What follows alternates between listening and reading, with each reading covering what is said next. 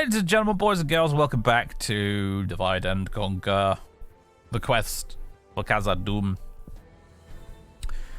Where this time, I've muted the in-game music and I've put the old Lord of the Rings Online anniversary soundtrack on in the background because last time the in-game music got part of the VOD muted, which is no good. Up with that I will not put. So, gonna load a game, load campaign game, and I'm gonna have to scroll down a bit because here's the thing, between this stream and the last one, I played like 90 turns of a High Elf campaign, as you can tell by the save games here. This means that I've learned a lot more about how the mod works since the last time we streamed this, which is probably for the best. Hey up, Melkor. Hey up, Ungoliant. How you doing?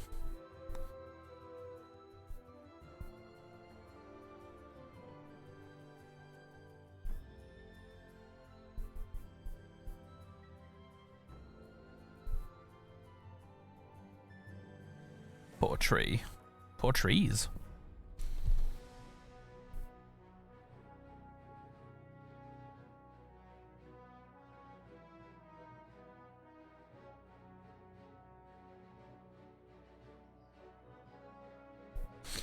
Right, here we are.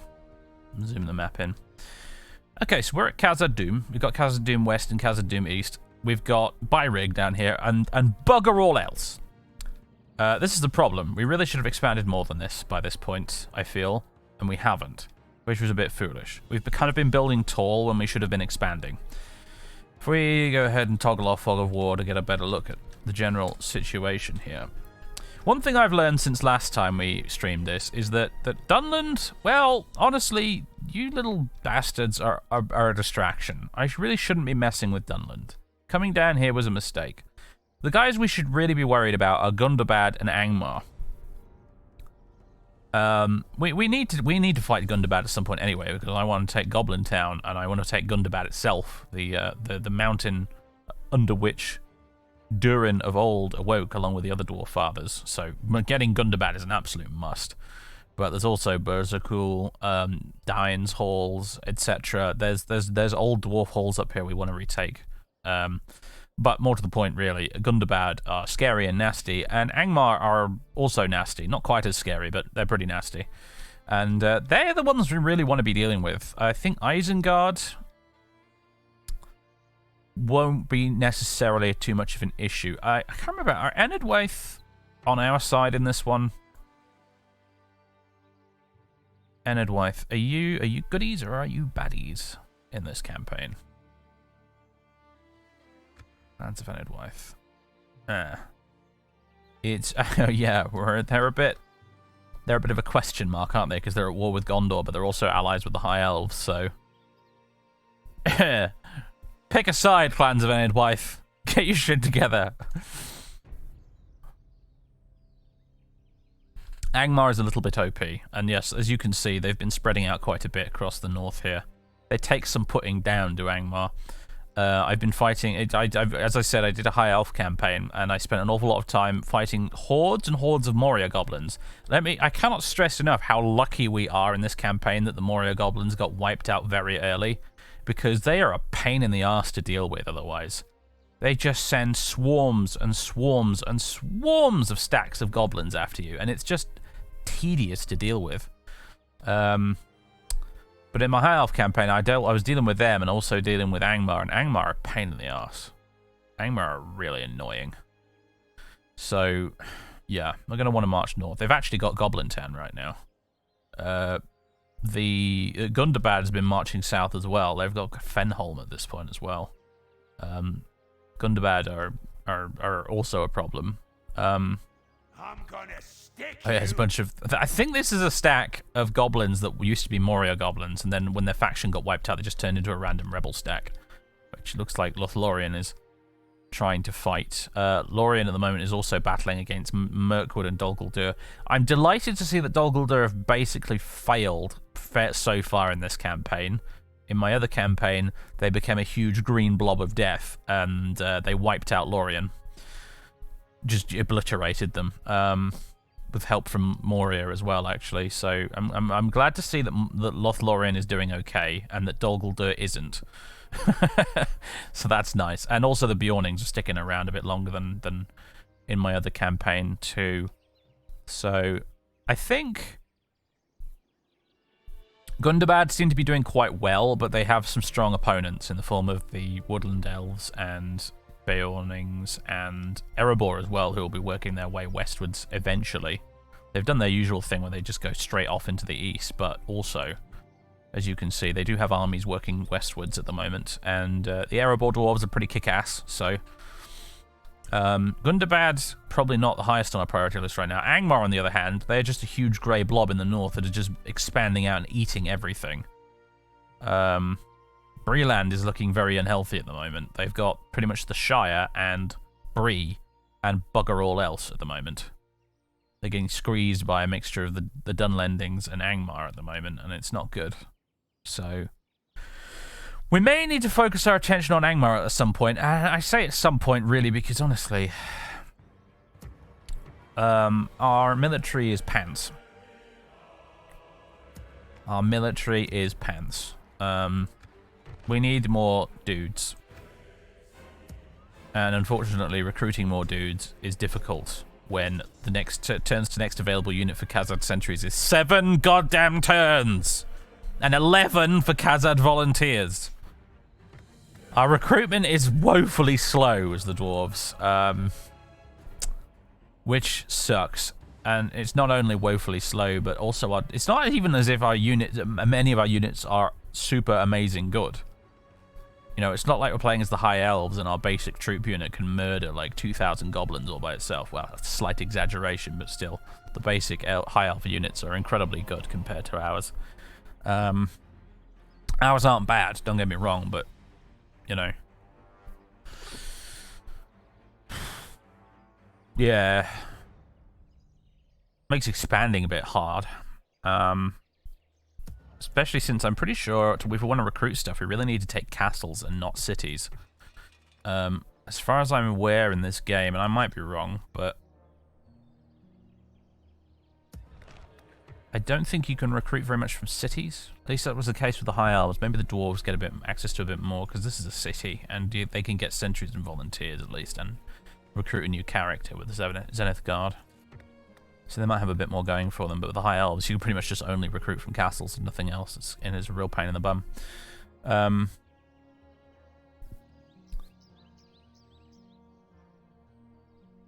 Khazad-dûm units still top 5 in the game. Yeah, I don't doubt it, but like I need more of them. I need more. I'm drowning in money right now simply because I don't have enough troops to support.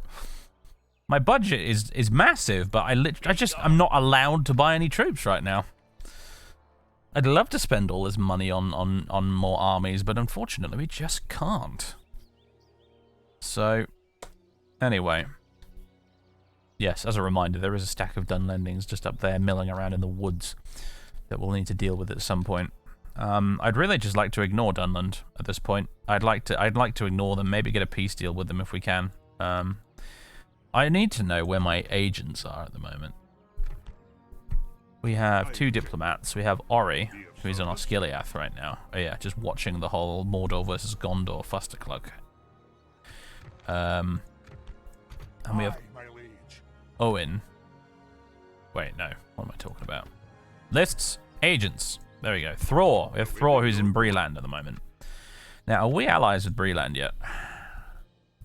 Our allies are the Dunedain, Erebor, Dale, Anduin Vale, Woodland Realm, Lothlorien, High Elves. No, we're not actually allies with Breland yet. Would be nice to fix that. Yes, sire. Hello, Bree. What is it you wish to discuss? Would you like to be allies? What if I just give you that? Okay, interesting. It just says balanced. Offer you military access? Wow, it's just balanced. It's probably not going to accept, is he? I do not No, believe no. Alright, well, screw you then, Breland. I'm going to get you down here, mate. I'd actually like to peace out the Dunlendings at this point. I'm not interested in fighting them anymore. Of course, sire. Oh, perfect. Well, I guess I'll talk to you guys in the Barrow Downs next turn. Okay. I'm probably not the richest, just because the AI has monstrous money cheats, but we're still doing all right.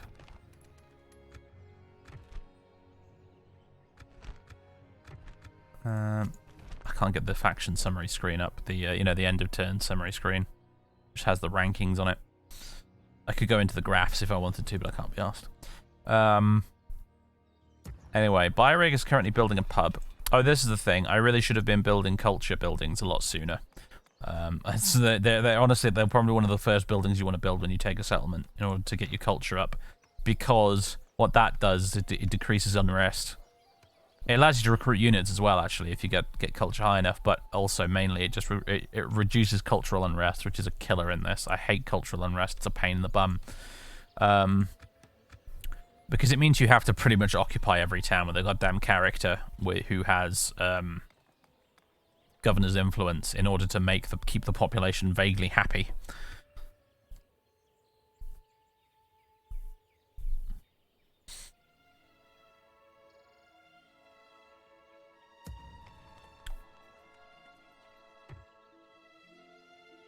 Oh yeah, she's got you 6 Bjorning riders and 5 Dale cavalry here. Oh, that's the thing, isn't it? We don't have any cavalry as Khazad-dûm, do we? Oh, boy, that's going to make life interesting as well, isn't it? It's all coming back to me now.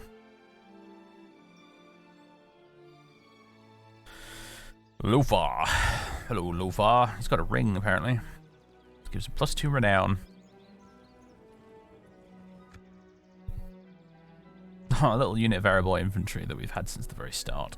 And I don't think I can ever replace or retrain because we're not Erebor.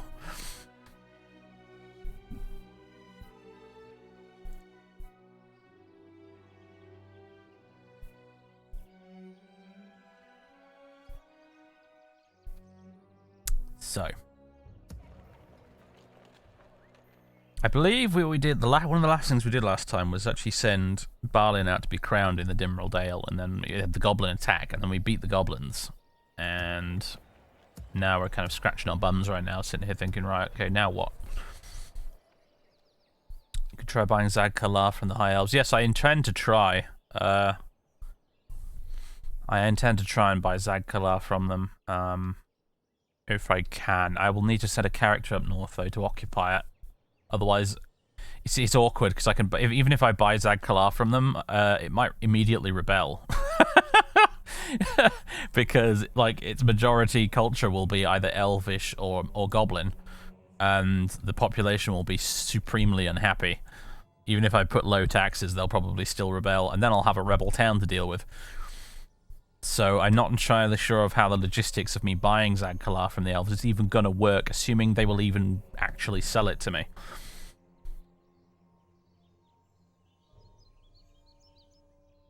Extermination is always an option. Not so much in this, Django. No, actually.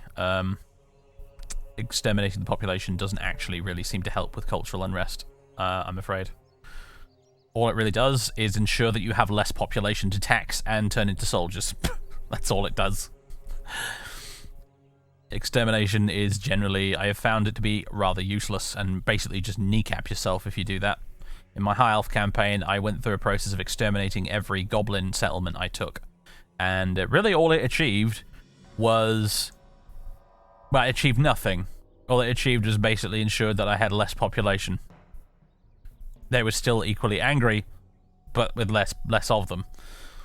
And that unfortunately didn't make much of a difference. I still had to have characters sat in them for 20 turns until the culture finally got converted, enough for them to be happy with me leaving.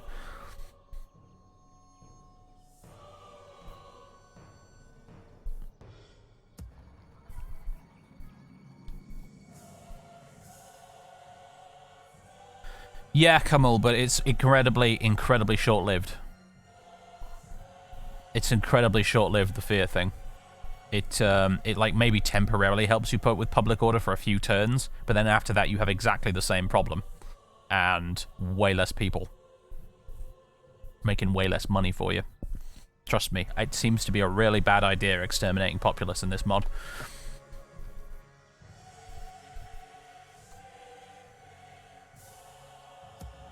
Long term, it is not a good solution. I have like a thing here that I can... I'm seeing retrain options here. I'm assuming it's to upgrade their armor or weapons. I have a leather tanner. Did I get a guild here or something? Was that it? Axsmith's Guild. Yes, melee weapon bonus. I think that's probably what that is. I can retrain some of my Khazad volunteers to have better weapons. Might as well. I've got enough money.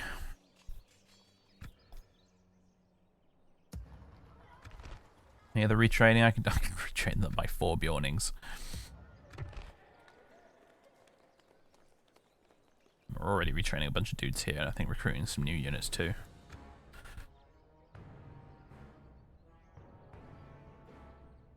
You play evil factions mainly, and generals have dread, which may help with it. You've never had unrest problems. What can I say? My High Elf campaign, unrest was a constant issue. I had to pretty much constantly garrison a character in every town that I'd conquered for the first 20 turns until enough of the culture was converted to reduce the unrest, and only then could I leave them. Even just putting a few units in there and putting taxes on low was not enough to stop them rebelling. It was extremely annoying. Zag-Kala, I had to put down 2 rebellions there because I didn't have enough characters to man my towns, and yeah, it was super annoying. Eventually I had to dump Elra here in there for 20 turns to just keep the place happy.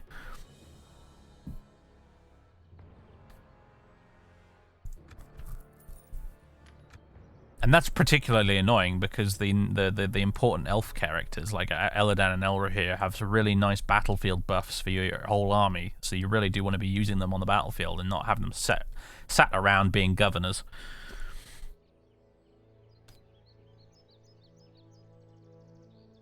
I'll have to live with our goblin cultured dwarves. At the moment, let's see, Khazad-dûm West is 42% dwarven, and Khazad-dûm East is 54% dwarven.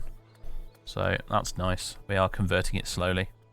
And I'm glad that I didn't decide to...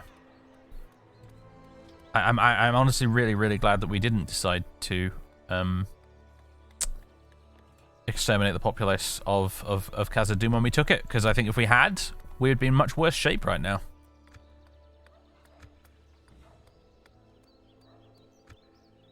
I'm wondering if I should change the tax rate. I think I'll leave it at low just for the population growth bonus. Although the thing is, I don't know if there's another level to upgrade from here.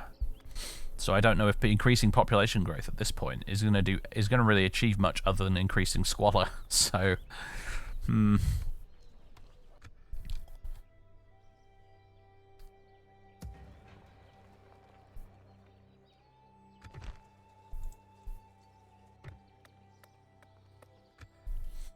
Okay, we're building roads in Khazad-dûm West, and we're building a miners' union in Khazad-dûm East. Miners' union does what? Public order bonus due to law, recruitment slots allowed, free upkeep units, public health bonus. Okay, that's not a bad choice. Is there anything I'd rather build instead? Durin's Armory wouldn't be a bad idea.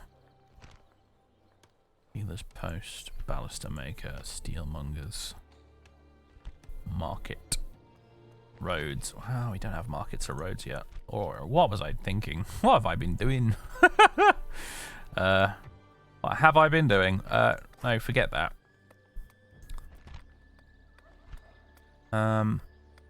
Might be a good idea to build a pub, but honestly, I think the culture's looking okay here anyway. It's at 54%, which is more than enough to recruit units.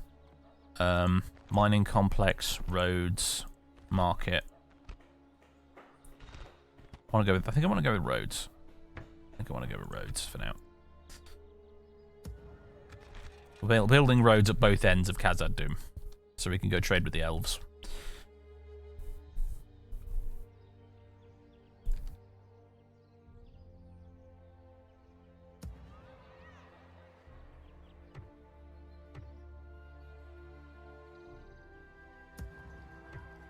You lot, you can stay put for now. End turn.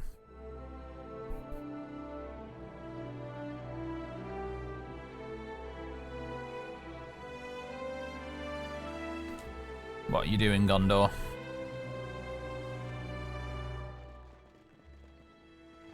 Just shuffling dudes around. You gonna actually fight anybody this turn? West Osgiliath is still being besieged by Mordor, looks like. But when they do eventually attack, I don't think they're going to win, because there's a bunch of Gondor stacks nearby that will reinforce it.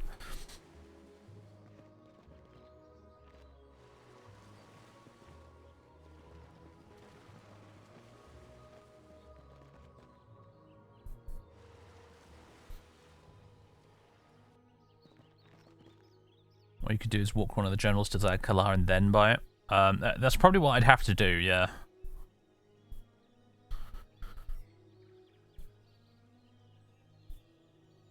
Which means I need to recruit another one.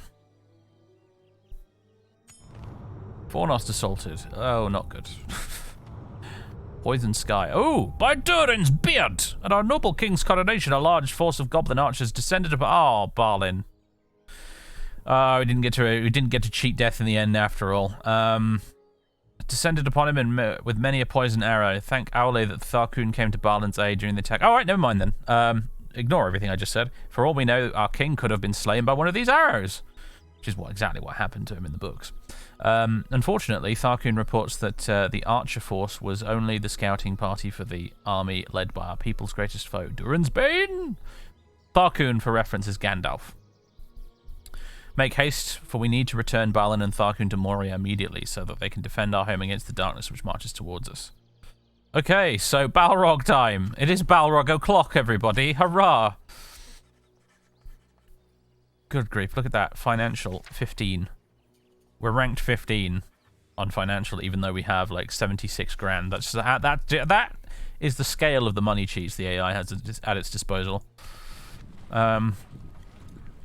Alliance announced. Dominion of Isengard and clans of Enedwyth. Enedwyth, stop fucking around, okay? Just...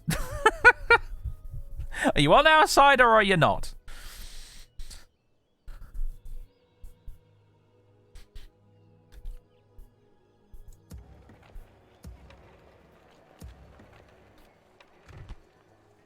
Recruit unit is Zenith Guard.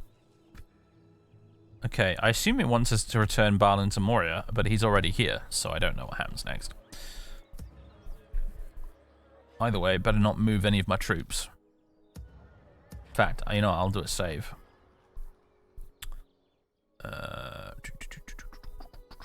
Khazad-dûm 9.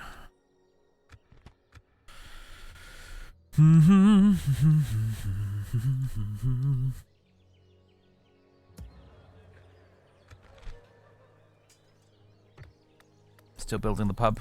Good.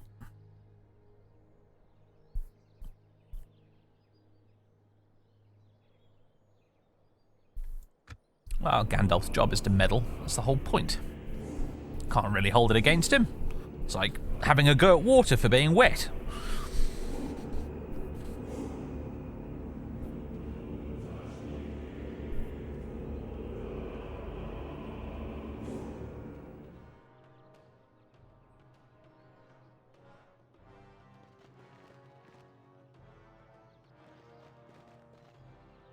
Oh, I forgot to talk to Dunland. Whoops.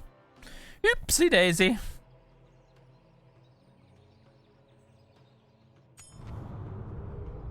Imladris besieged. Oh, that's not good.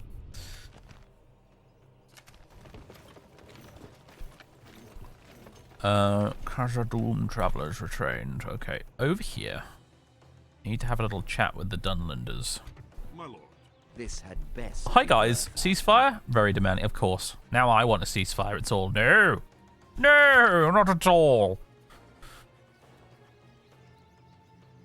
What if I gave them back that town? That seems a little desperate, but... If I give you some money, I got piles of the stuff. Balanced. What if I make it a little bit more than 10 grand?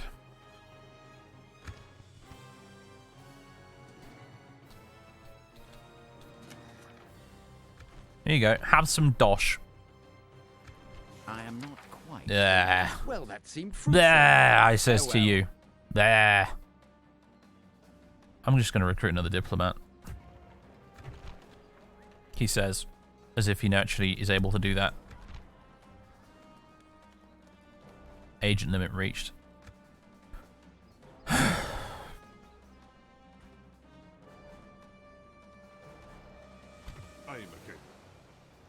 Ori, you need to start walking back up here, mate. Aye, sire. Didn't realise we had a limit on diplomats.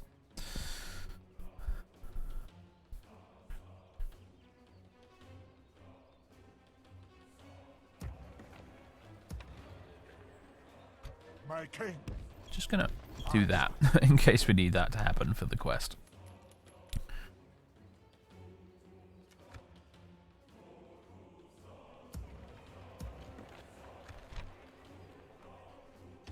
Create a unit of dwarven travellers. Got a lot of dwarven travellers, haven't we? I'd rather have some volunteers or some sentries, but I'm just gonna have to put up with it. On the bright side, the barracks event will be popping up soon. On the downside, probably have to wait a bajillion turns to recruit any of the new units.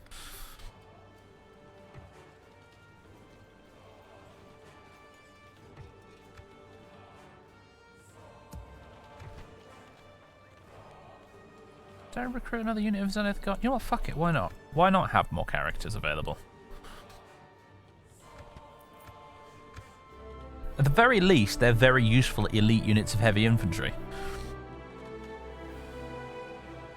Hello, Northern Dunedain, what you doing? You're just saying hello. Sometimes diplomats do that, and I've never really figured out why. For a while I thought it was because they're trying to bribe the settlement and failing, but I don't think that's it, honestly. Sometimes they just do that. They just drop by one of your settlements, and then for the rest of the entire campaign just sit there going, hello, every turn.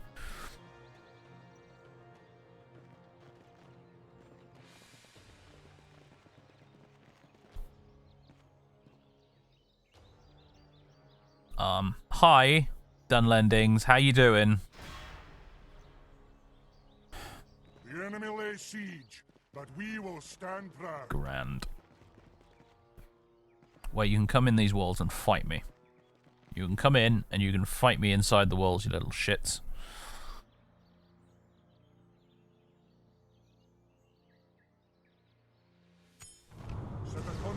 Nazgul returned to Dol Guldur. Sad realization sets into the hearts of those who fight against the Shadow. Nazguls cannot be killed.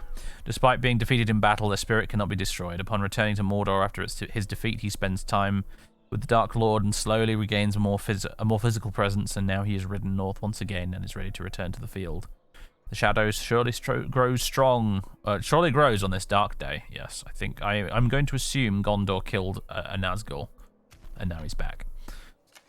Herr Andros under attack. High Chieftain of the Orcs is slain. Well, that's always good news. 2 High Chieftains of Orcs were slain. Faction destroyed. Goblins of Moria. Oh, they've been destroyed again? Well, I'm glad. Settlement besieged Khazad-dûm independent realms. Excuse me? Oh, what the? I'm gonna stick you. Hi. Ah, I guess you guys are here because quest. Great. Grand. That is lovely. Aye, noble sire. That is just wonderful. Well, you can fucking march in here and fight me on Durin's Bridge, you little shits. Oh god, they've got trolls and everything. Have a taste of my blade. I mean, if it's a bridge battle, I think we might be okay, but still. Ugh.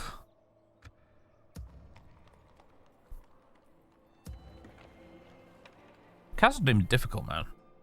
Everyone's like, you should expand more, and I'm just sitting here every time I'm thinking, yeah, you're right, I should expand more. And yet, I'm always beset by this kind of bullshit. It's like, ha, ha, ha, ha, ha, you were just going to have your capital besieged now because story event. Like, fucking what? It doesn't seem fair.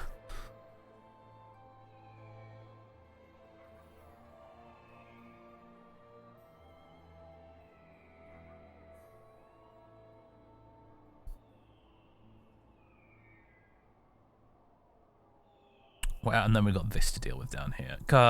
Fighting the Dunlendings was a stupid friggin' mistake. I wish I had never made it. Right.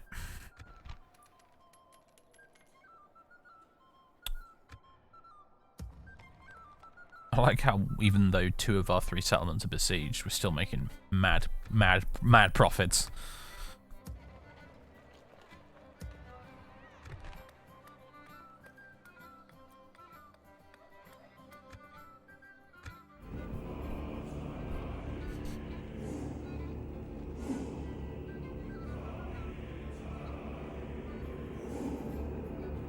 Hi, Northern Dunedain. Yes, we're under siege, mate.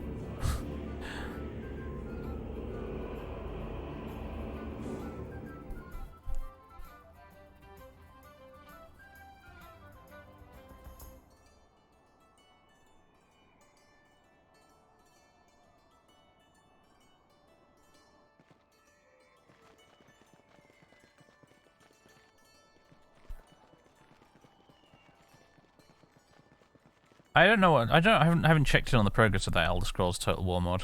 Last time I had a look at it, I was a bit unimpressed, if I'm honest. It was super jank. Oh crumbs! All right, this might be where we lose. Honestly, I don't know. I don't know how this is gonna go because there's a lot of gobbos. The gobbos I'm not quite so worried about. The mountain uruks are a problem. And the trolls are a serious problem.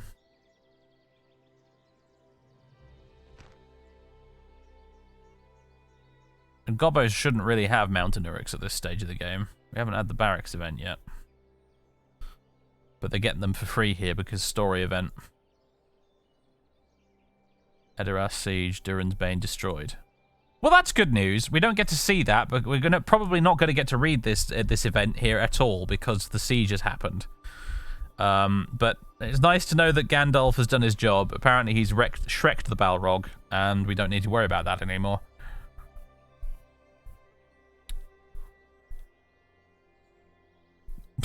Okay.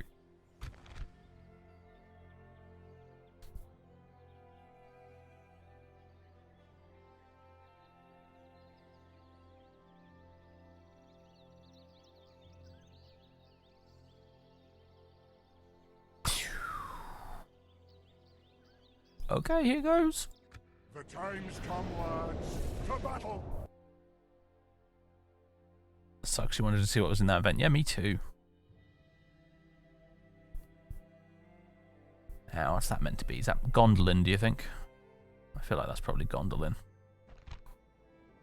On that bit of artwork. Alright, start deployment.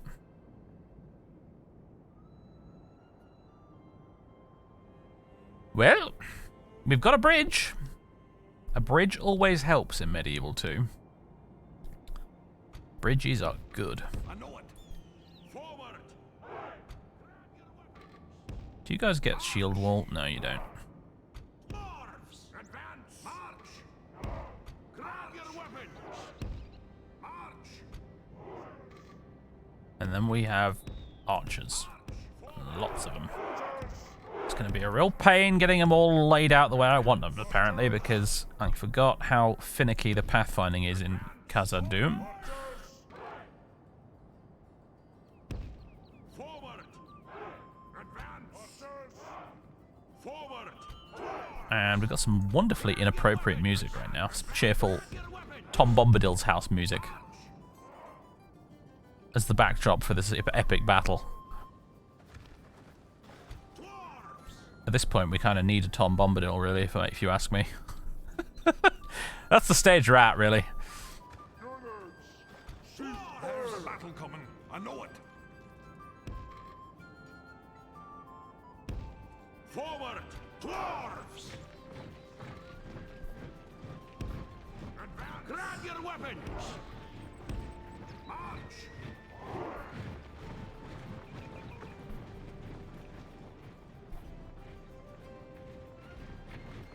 My axe grows Oh restless. dear God. What is this, Balin? What the fuck is this, mate? Forward. Oh, Jesus Christ, here come the trolls.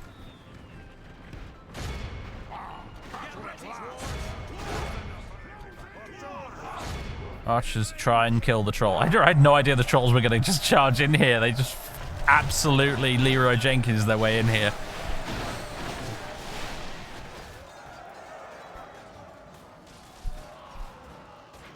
That's one way to clear the bridge, I suppose. Okay, the trolls are starting to die.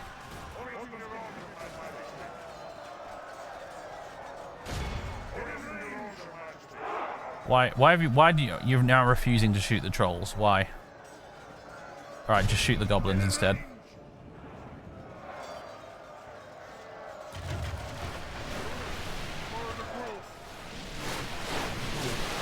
So many of them, you practically can't miss.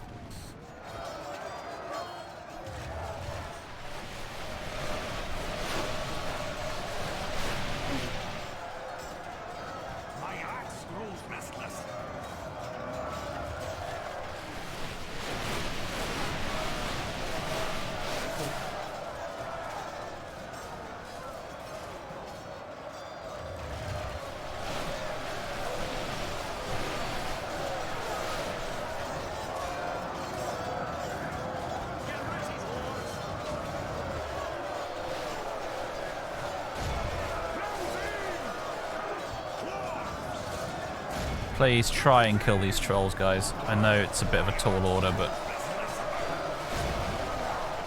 Sorry, that was a dwarf joke, that was. I should not have said that. It was unbecoming of me.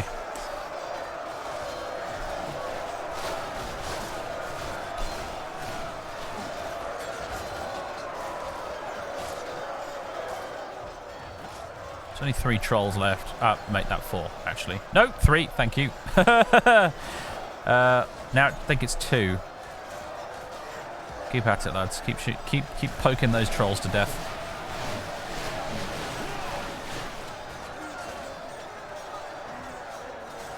Right, this stubbornness of the dwarves' ability that Balin has is potentially going to be very useful in this battle because it will allow us a brief moment of sort of fatigue renewal, I think, as we get later into this fight and our guys start to get really exhausted. Need some howitzers. Yeah, how much would I give to have a catapult just situated right here at the moment? Just plonk with the flaming ammo.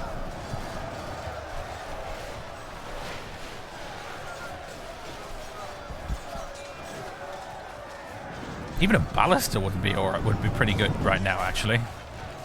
Even a ballista would probably do a fair bit of damage, considering how tightly packed they are.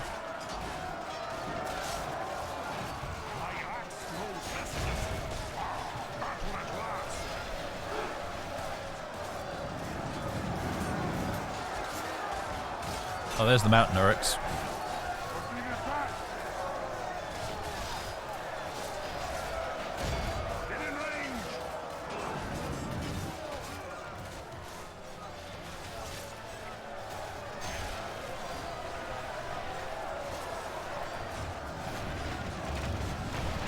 What on earth? How did you guys end up down there? What are you doing? Oh, there's like 1 goblin here. What the fuck? Kill this gobbo.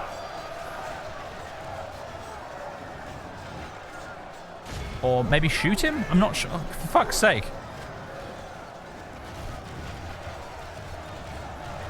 There's this 1 goblin up here. Oh no, there's another one as well. A couple of goblins have managed to sneak through somehow and get up here and disrupt all of my archers. That's seriously annoying. Yeah, there's a few dead here. Right, they've killed that one. Okay, goblin leakage dealt with, it looks like.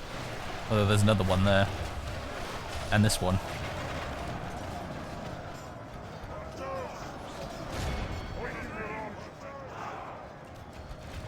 Why don't we... Actually, you know what? Why don't we just have you...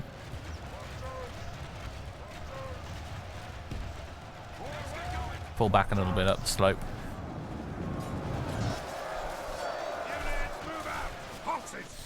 Our foe has taken control of the city. I'm sorry, what?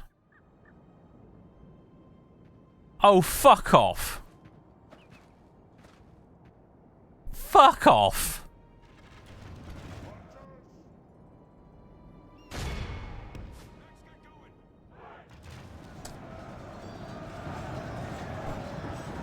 My lord, the enemy is no longer in command of the city. Oh, he's decided to... Ah, my lord. Our enemy has command of the city. This video game is bullshit and I hate it. Completely changed my mind. I now hate this. The enemy are badly blooded. Look, they're all just They have lost running half their past. For fuck's sake. No! Stop them! The enemy is no longer in command of the city.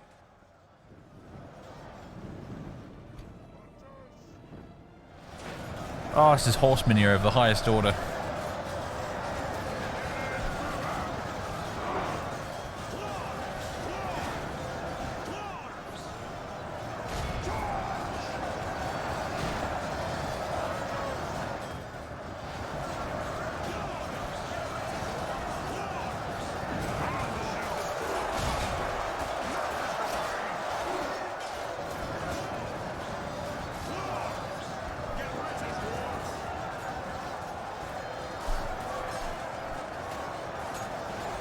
This is how you lose with reloading, right? I mean, maybe, yeah. Because apparently, fuck the bridge. That's a really bad idea. Pray something changes in the course of battle, for defeat seems almost certain. There's enough for everybody.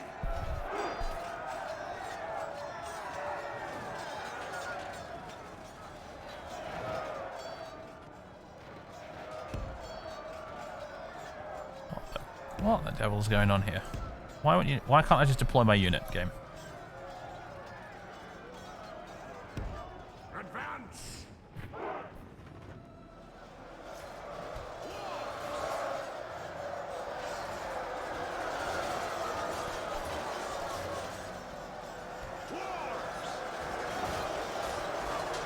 I've never had a Medieval 2 bridge battle quite like this before. I have to say. The enemy just sort of deciding to wander on past like this is a bit peculiar. I suppose the average bridge battle isn't also a city battle, so the AI doesn't have that incentive to get to the town square.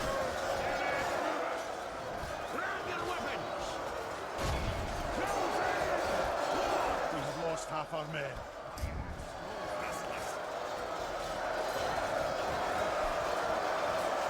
Oh, there's Balin. Hey, Balin. How you doing?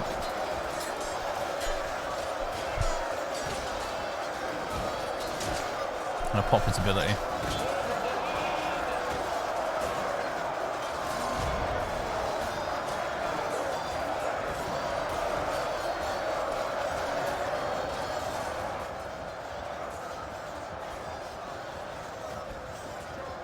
Yeah, they're just running. They're just running past all my guys to get to the town square.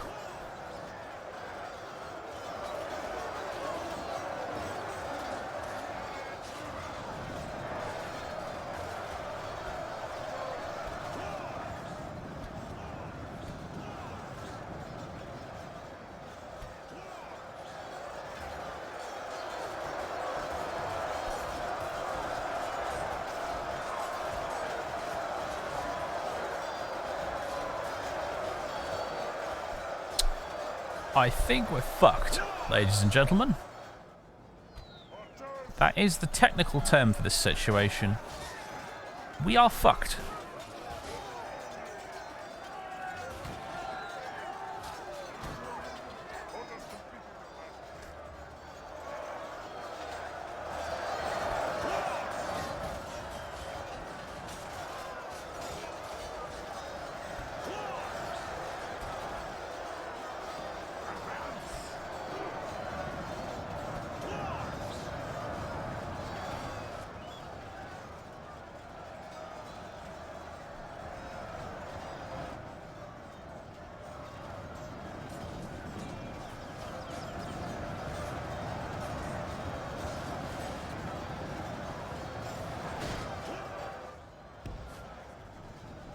Something changes in the course of battle, but defeat seems almost certain.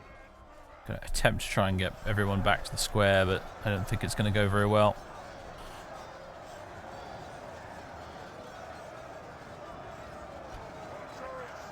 Our men have fought long and are becoming tired. Those restless.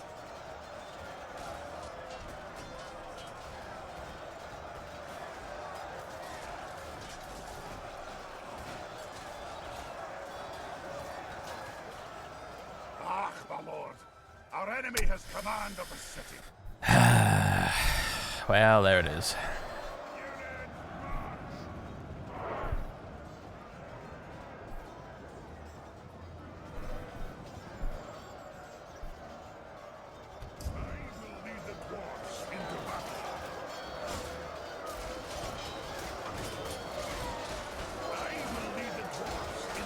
Something changes in the course of battle, but defeat seems almost certain.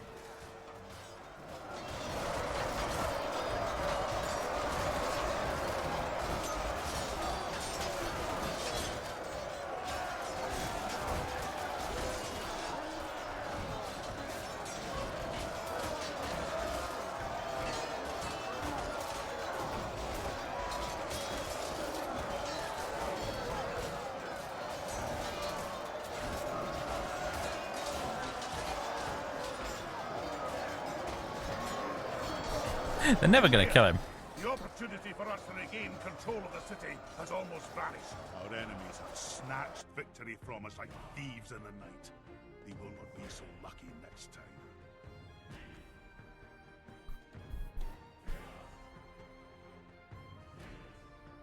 Hey up, Glorfindel. Could have used you down here, actually, right about now. That would have made all the difference.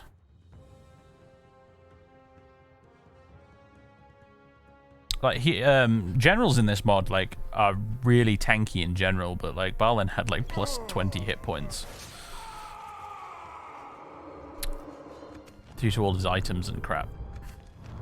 Durin's Bane destroyed. Oh, we do get to read this after all. It is done. Durin's Bane and his goblin reinforcements are defeated. Are they fuck?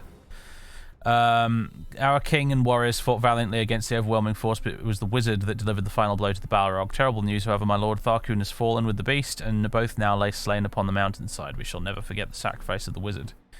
Even though it was completely in vain, as it turns out. Long have we feared this ancient evil, the terror that drove us from the mines. Never again shall we fear the deeps of the mines. We should send diplomats to Erebor, Iron Hills, and Thorin's Halls to spread the word. The more settlements we conquer, the higher the chance that we will receive help from other dwarven lands where we have spread the word. All will know of the great victory of the Dwarves of Khazad-dûm. What victory? Fuck you, game. What victory? New seat of power. Moving. Yeah. We've moved our capital to, yes, Khazad-dûm West.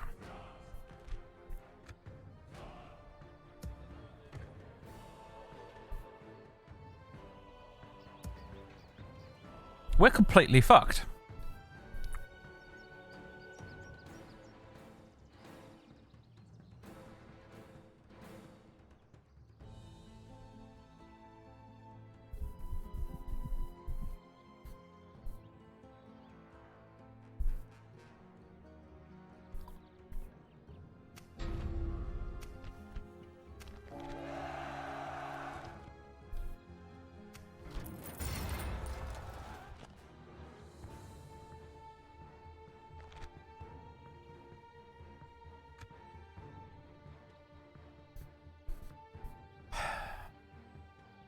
Yeah, I mean, people are saying reload, but I don't know what I can do differently.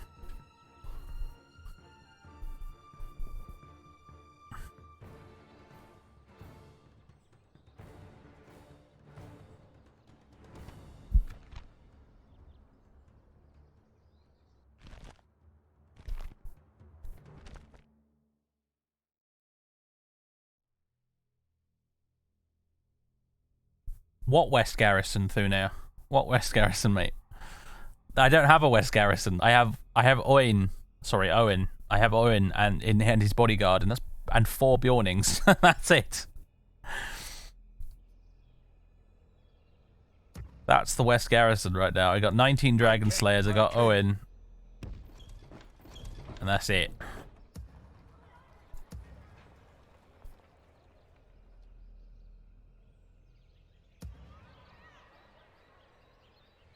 I guess I could abandon Byrig completely.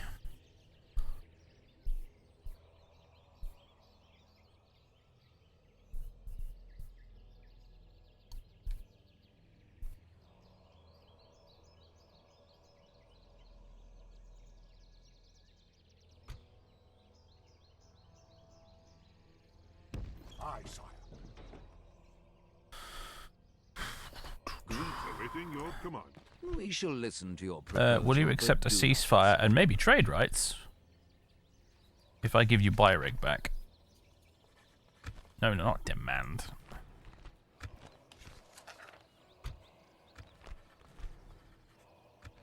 I accept this. Great. The pleasure was all ours. Farewell. I'm glad we could clear up this little misunderstanding. Aye, my liege. In your name, sire. Oh, hello.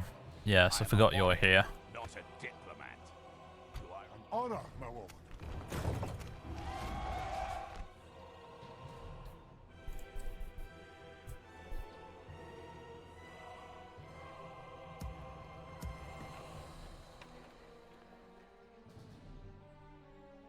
I guess when the battle happens, we can forget the bridge and we'll just have to put everybody in the square. That's really fucking annoying though, because that's like, what's the point of the bridge then, right?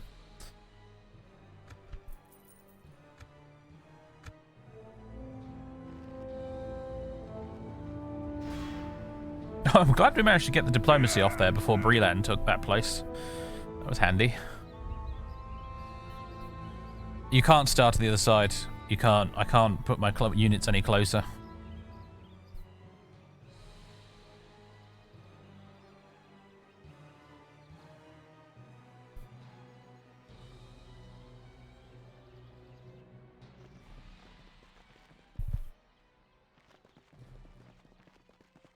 Yeah, and the trolls get there like amazingly quickly as well. Yeah, the trolls freaking just sprinted ahead of the rest of the army. I wouldn't be able to get to the other side of the bridge before the trolls arrive.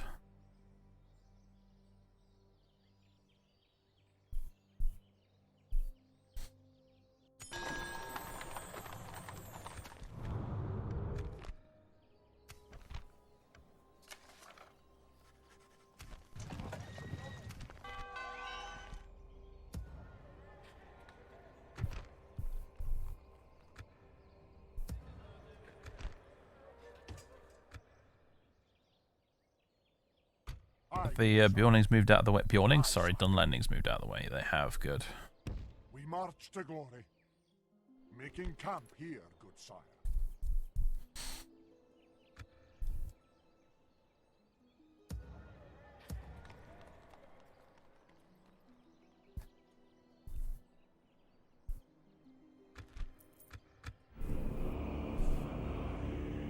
The goblins like a quest arm? Yeah, they are. They're spawned in by the story quest thing. Which is why they have a bunch of units they shouldn't have access to.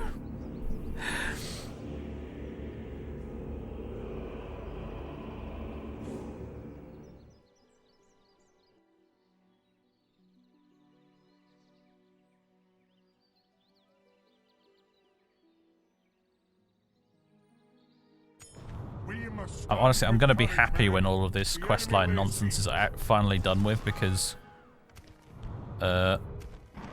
it's actually kind of annoying. Yeah, see, like Boosh just appears. I want to actually start expanding and playing a total war game instead of having to deal with magical armies of elite goblins that appear on your doorstep without any prior warning.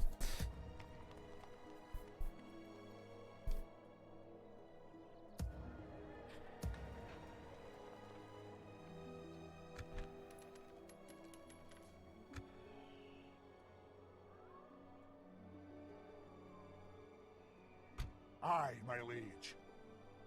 In your name, sire.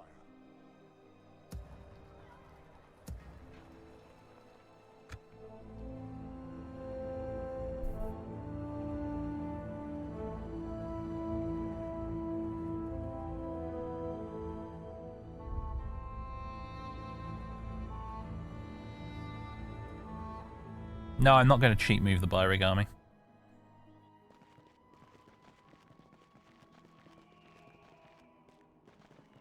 Stop suggesting it.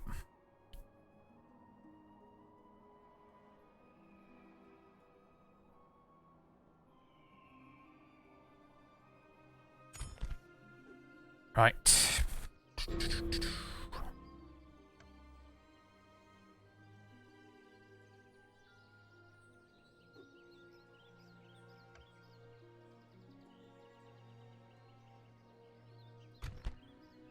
Okay.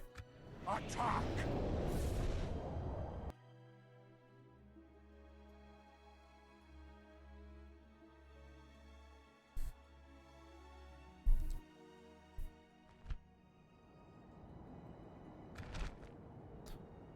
So, we have discovered last time that trying to defend the bridge is apparently a huge fucking mistake. So what do we want to do instead? Maybe just try and defend this ramp upwards. I want to take advantage of the archers. That's the main thing. We got 3 units of archers, and I want to get my money's worth out of them. Now, a very good way to do that would have been to use the bridge. However, apparently that's not going to work because the goblins will just rush you, squeeze through all the gaps in your troops, and go straight for the town square. So,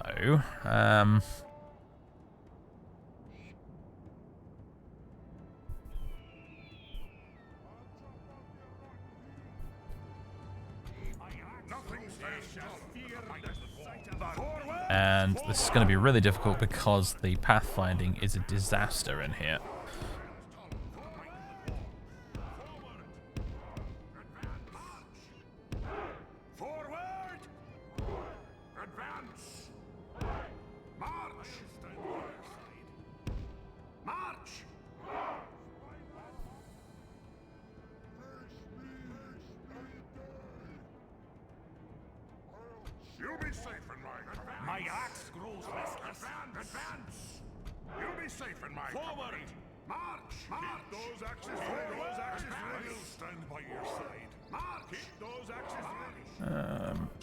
Okay, so if we...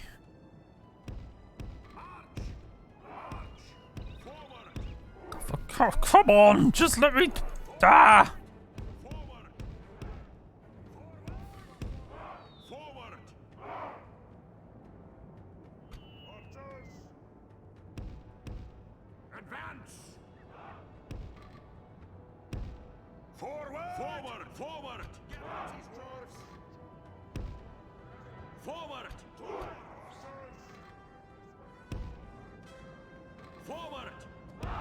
Okay, well, there's the archer. Oh. Well, that might have to be. That might have to do, honestly. Yeah.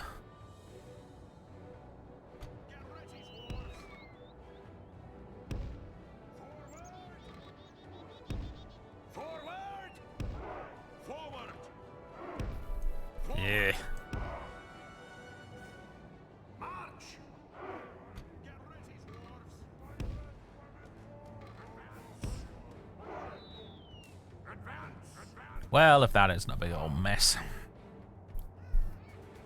At least we're close enough to the square that we should be able to fall back to it if we need to, at least. I mean, that's what I'm hoping here.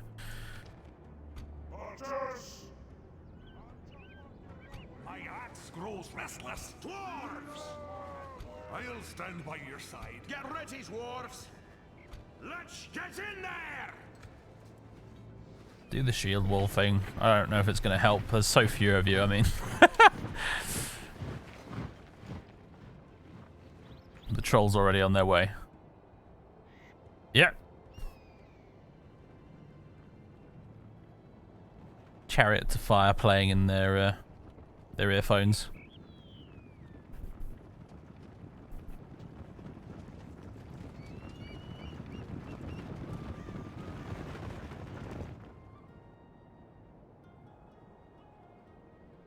Alright, speed this up.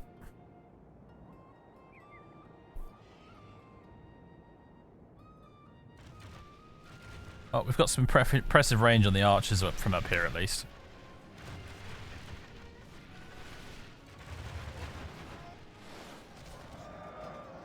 We're watching You stop firing for now. Just let these guys at the front try and deal with the trolls, which they are doing quite nicely, actually.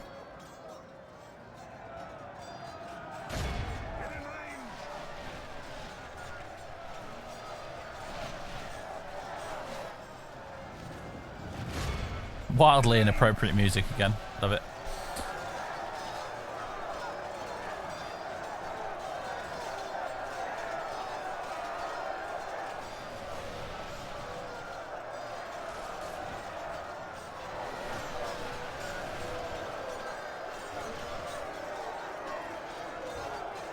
What you guys doing? Wiggling around.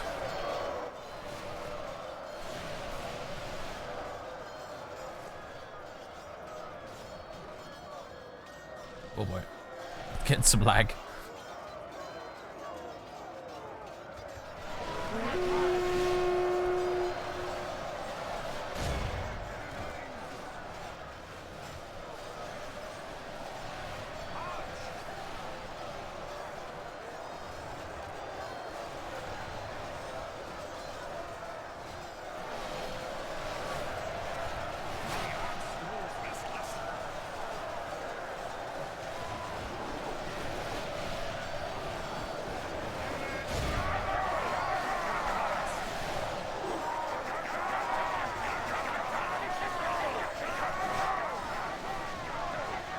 Uh-oh, I'm getting some order spam from the AI general.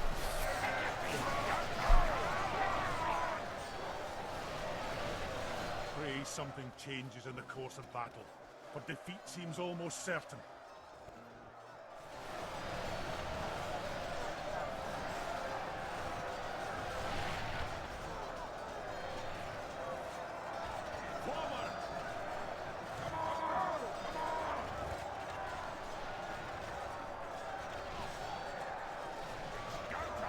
Right, yeah, so far this is looking better than before. But things were looking relatively promising for a while last time as well, so... They have lost half their men. At least this bar is looking much better.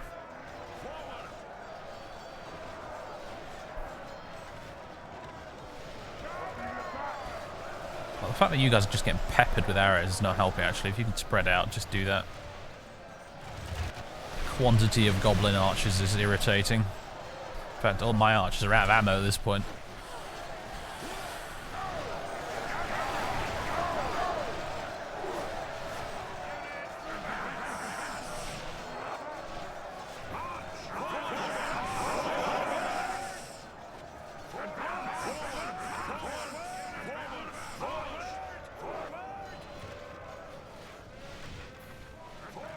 Right, the goblin horde is getting significantly thinned. This is good. Although the mountain uruks are still a problem. Like, they're just refusing to die as usual.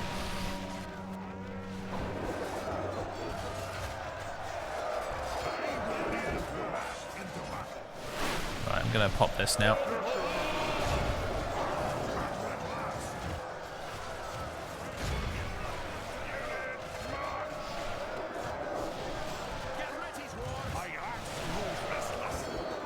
The enemy general lies dead. Oh, that's good.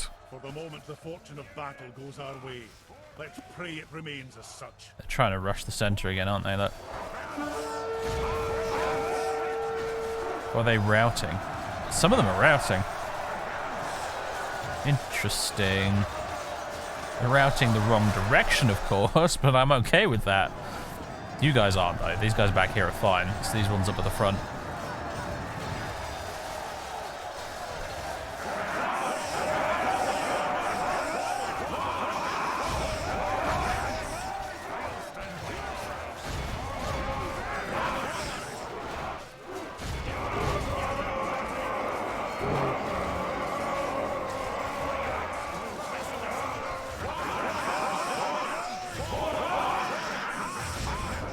God, the random voice line spam is a bit much, isn't it? I'm just going to zoom out for a little while.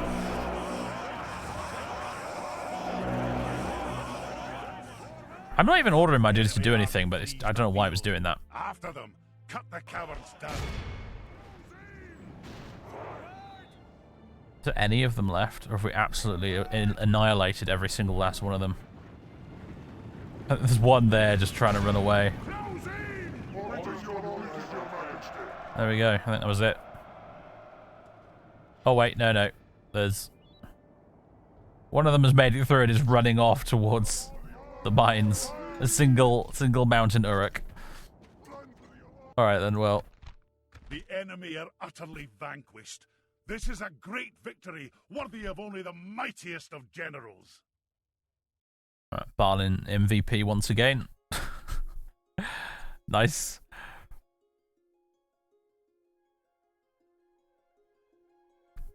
Alright. We've managed to stave off defeat for a little bit longer. Good. If we could maybe not have any more of these bullshit random event armies, that would be nice going forward, game.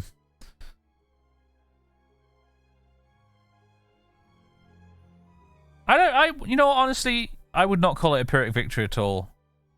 I really wouldn't. I don't think it counts as a Pyrrhic victory when you're the defender of your own home. A Pyrrhic victory is you know, is when you win, but you've almost as good as lost. You sort of won the battle at the expense of the campaign. That's not the case here.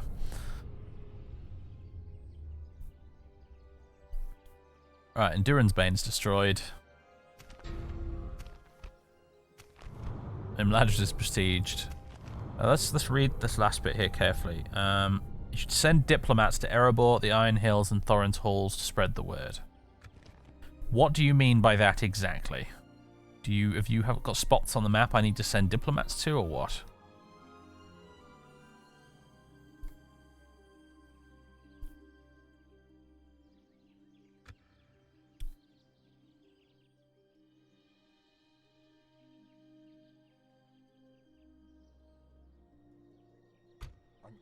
Hello boys, welcome back home. Yes, that whole Dunland expedition was a disaster, and we're never going to speak about it again. That was Balin's Vietnam down there. When we do not speak of that. The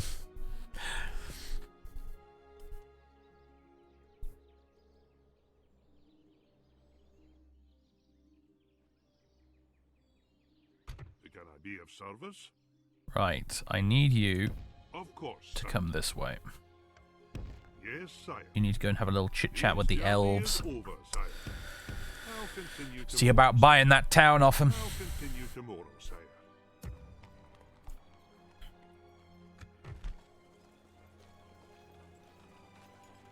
We can retrain some of our guys here actually. Mostly probably just with better armor and weapons, but that's not a bad idea, to be fair. So, there you go. Gonna carry on building our roads now? Yeah, good.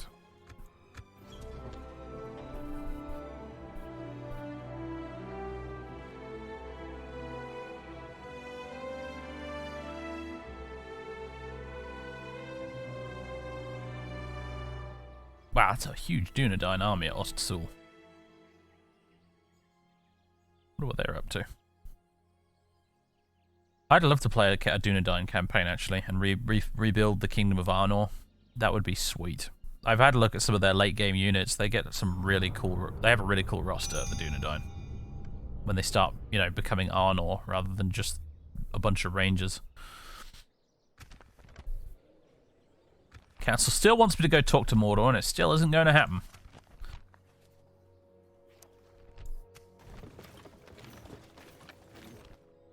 And we got a new dude.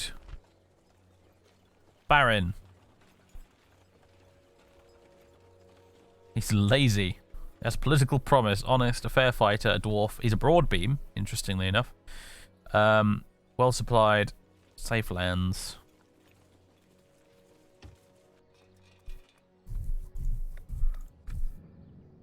We've got another general. Nice. You might be the one we send up north to go and have a look at Zag Kalar. So off you pop. Skedaddle. My lord. Can we get any info about these guys? Hey, it's Gandalf the Grey. Should be the Gandalf the White by now, but hey. I think the Gandalf from our event storyline and the Gandalf that's actually a character in the game are two separate entities. Interesting that he's still Gandalf the Grey, though, because I'm pretty sure when you play as the Dunedain, if you get Gandalf killed, he comes back as Gandalf the White. Because in my High Elf campaign, Gandalf the White is a thing. He's been marching around killing Angmar armies. He has a really good bodyguard unit, too. What do you got? You get Dunedain cavalry. Yeah, Gandalf the White gets really awesome cavalry. What kind of units you guys got? Arthedain footmen. Cardolan sentinels. Yeah, you haven't really had your barracks event yet, have you, lads?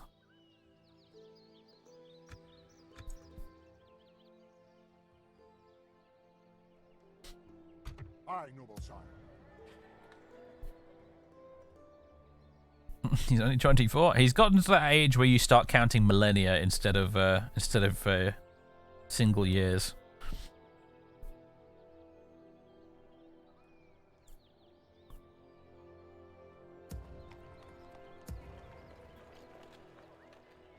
How old are you? I am 24. 24 years? No, 24 millennia.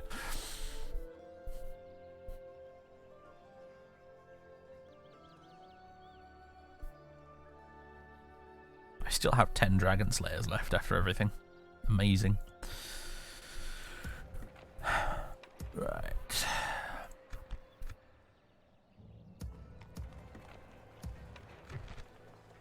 Recruitment. Dwarven Baluster, why not?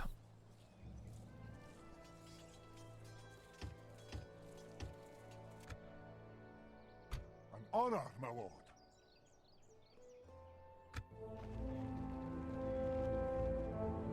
Oh, hello, Angmar. You're awfully far south.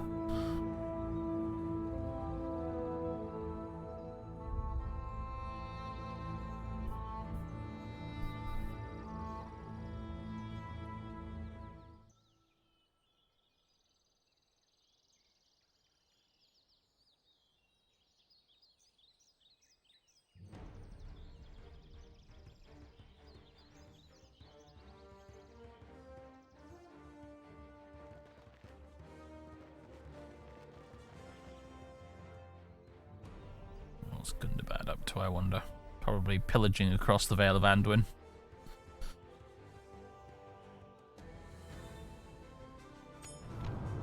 Erebor besieged. Again? Dunland expands. The hillmen of Dunland have cascaded into violence, and their bitter memories have driven this engine of destruction. Never the route of traders for the Dunlendings. They take the lands that their memories run deep within, and success brings them to the realization that there is more to conquer than what was. What could be is a far better future memory to fight for. Built our roads, though. Your honor. Aye, sire. Yes, sire. Aye, sire. Yes, sire. There's a... Yeah, that's what I was looking for, Bruinos there. I knew there was a town around there somewhere.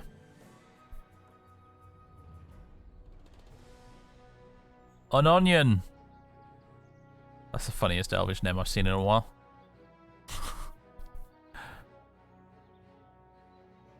Imladris is very much no longer under siege, which is good.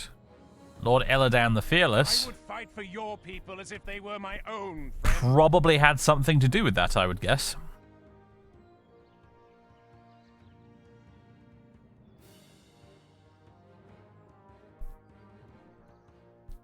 Grey blob that is Angmar causing issues again. Who's oh yeah, we do have an arrow pointing to Erebor, so I guess we're gonna have to send a diplomat there. Who's besieging Erebor? The friggin' Gundabad has somehow made it all the way to Erebor? How did you guys let this happen? This is a disaster. You guys don't even have the excuse that the army spawned as a result of an event. You just let them come all the way over here. Get it together, Erebor. Good grief.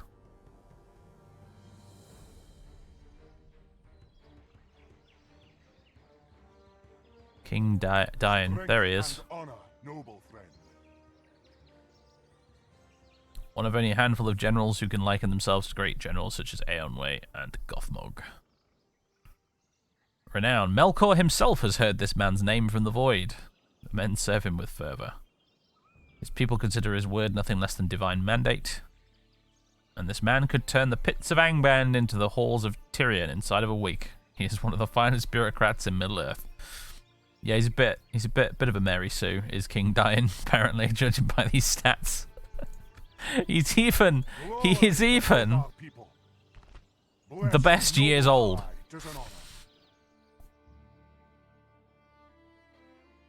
I think King Dian's using cheat codes, but he was only using them on himself.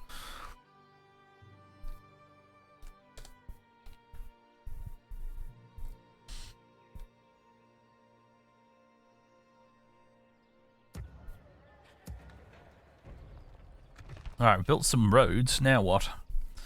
Barracks. That's probably a very good idea. Hammer guard. Deeping guard. Starting to get to the good stuff. Practice range. Catapult maker.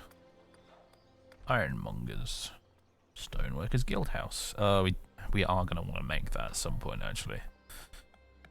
Fairground. Mining complex. There's so many things I want to build. We have so many good options here.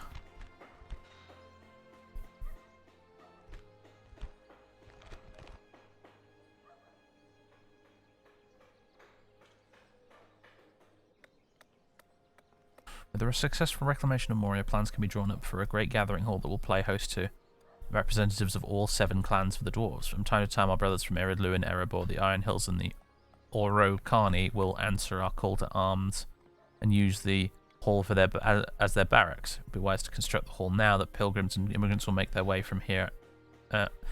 Allows us to recruit some foreign dwarf units. Might allow us to finally retrain my Erebor infantry. That's nice. Blacklock engineers. King's axes. Erebor infantry. Ered Luin pikemen. Ered Luin militia. Oh, so many things to choose from.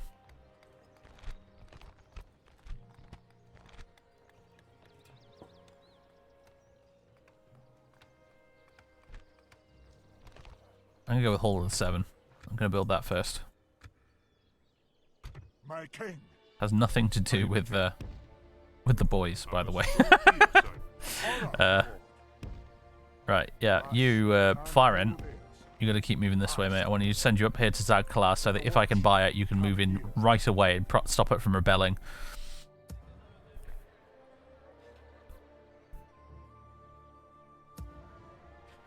What are we going to build in Khazad-dûm East then? Great roads, a market, steelmongers, ballistas, archer range, barracks, mining complex. Ah, so many things. Let's build a barracks. We're building a Hall of the 7 in Khazad-dûm West. Let's build a barracks in Khazad-dûm East, and we can swap over later.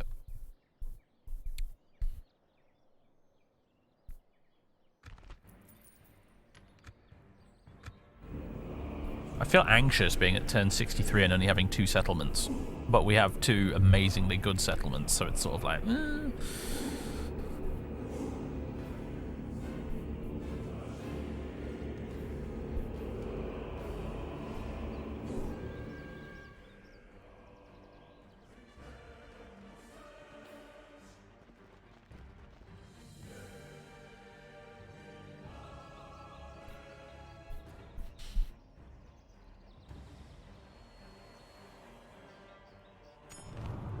And Ladras besieged again.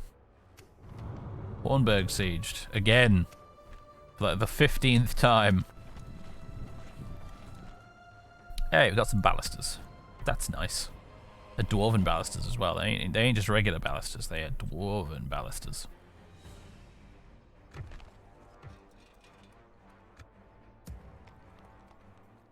My king. Marching now. Making camp here. Okay. Tis good to see you, my friend. Elrond and co. I would like... We not have military access. That's a little awkward, isn't it? I would like to buy a town from you. I'd like to buy Zag-Kalar off you. How much money is it going to take to make you agree to this? I wonder. 10,000? Oh boy. It's going to have to be a lot more than 10,000 apparently. 100,000? Oh boy. What if we remove military access from the no, okay. They're not going to part with Zag-Kalar for any price, it seems.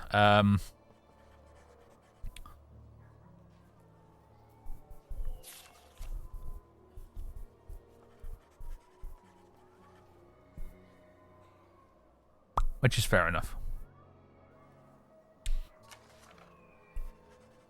wonder if they'd buy it. I wonder if they'd sell maybe a different one. I were to offer you 80 grand. You gave me, I don't know, Bithlond. Yeah, I don't think so somehow. Anonenorod. No. Okay. Fair enough. Toodle pip. Can I be of service? Of course, sire. Well, Thror, I think you need to go up here to Thorin's Halls, don't you? Aye, sire. For the next stage of our quest. So you've got a bit of a walk ahead of you, old chump, but you better get moving. Where has Ori got to? There is. Ori the Gossip. Okay. Yeah, you need to go to Erebor, mate. Of course, sire. That's another long, very long walk, I'm afraid, but no time like the present to get started. Hey, look, it's the Argonath.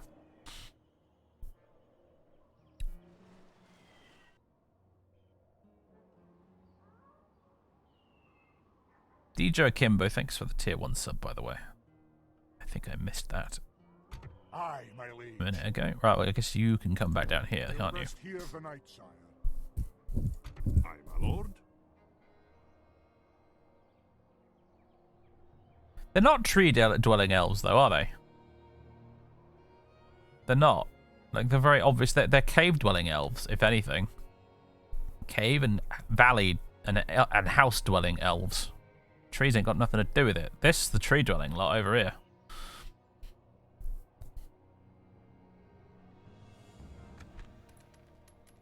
Yeah, our projected profits are still absurd.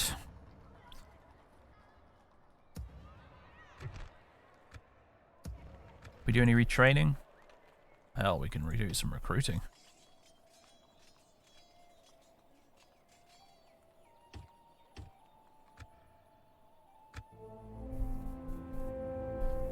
No, Karnok, I don't. The Dwemer do not get to steal the title of Cave Elves from Tolkien. They do not. I'm sorry. Fuck off.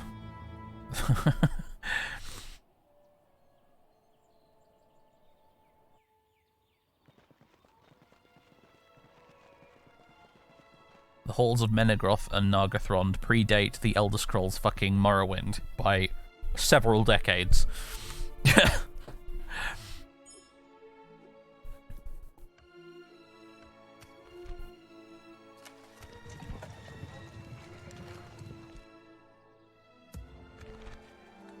More retraining? More retraining. What are we upgrading exactly? I think it seems to be possibly weapons and armor. Or maybe just armor.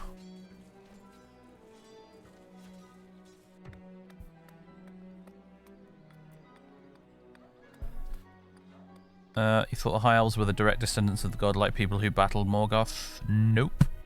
Nope. The elves are just the elves. The firstborn children of Ilúvatar. God, in other words.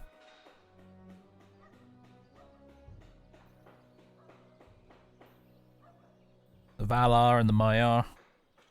Not directly related to the elves.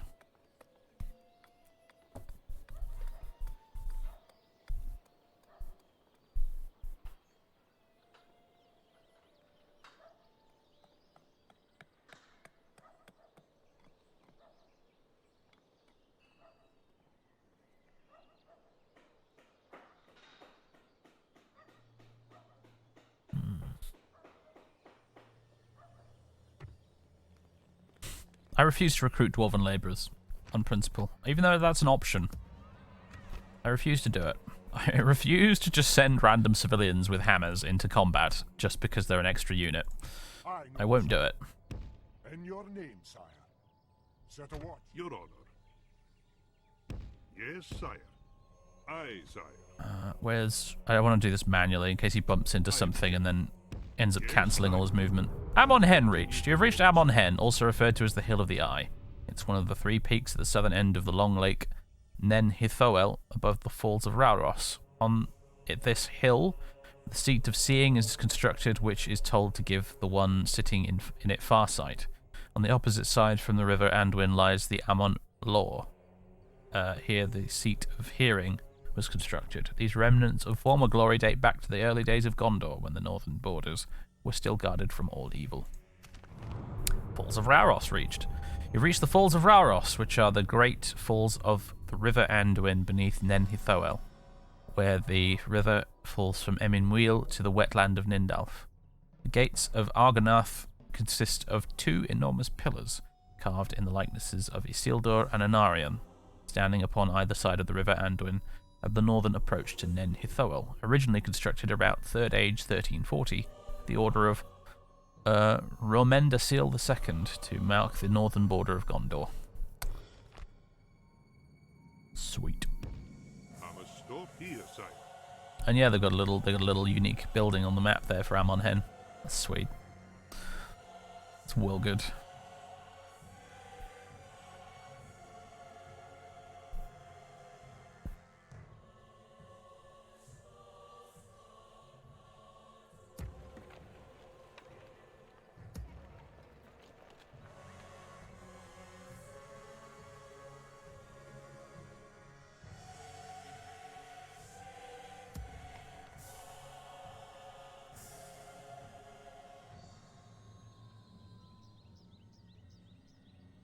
Thinking of reading all official and semi-official books about Middle-earth, then I found out that's 10k pages. I mean, that is a life's work you're talking about there, really.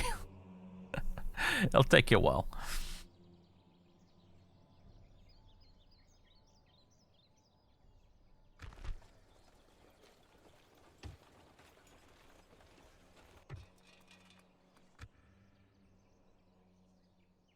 My king.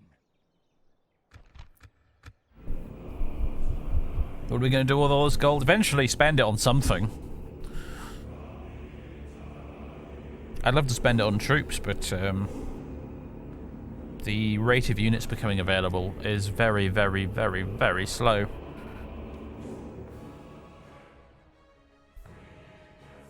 I have more gold than I'm actually allowed to spend right now.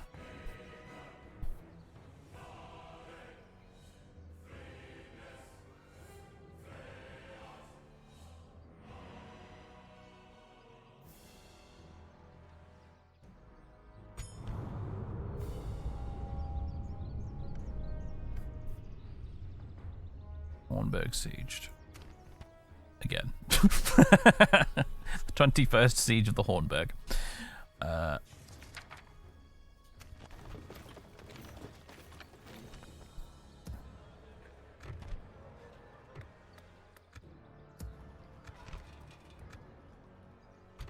noble son. God, it takes the dwarves ages to get anywhere, doesn't it, on the campaign map? Takes My king. fucking forever. Aye, my lord. Of course, sire. I'll continue tomorrow, sire. Awaiting your command.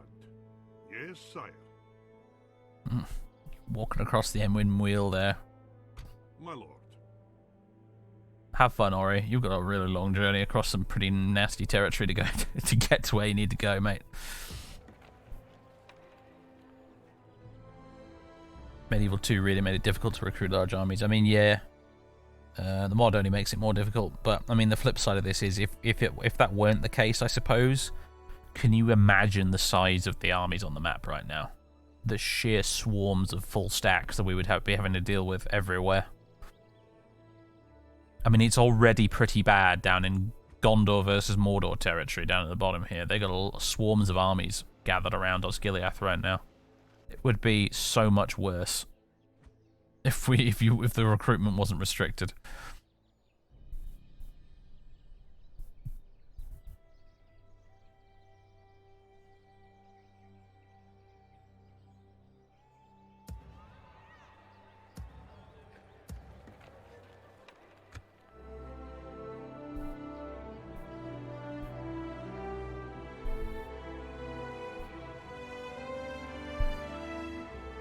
I'm honestly more interested in a Medieval 2 remaster than I am in Medieval 3.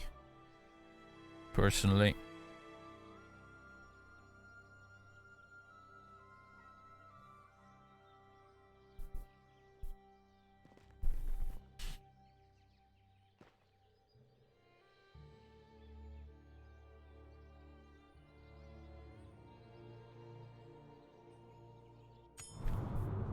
Hornburg lost. Oh no, they finally managed to lose it.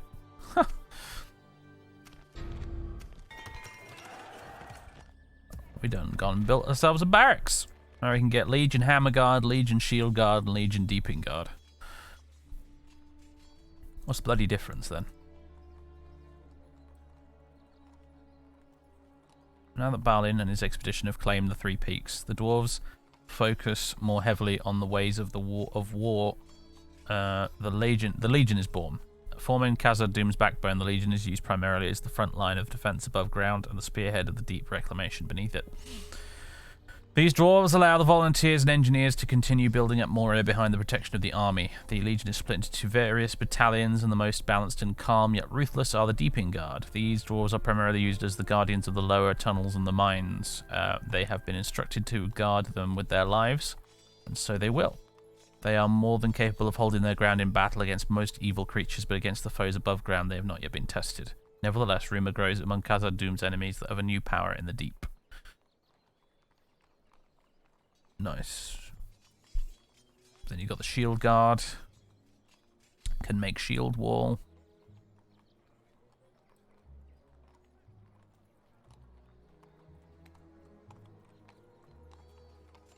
The hardiest and most stout of these are the shield guard, taking their name from the colossal tower shields they use to bash and smash the goblins down with.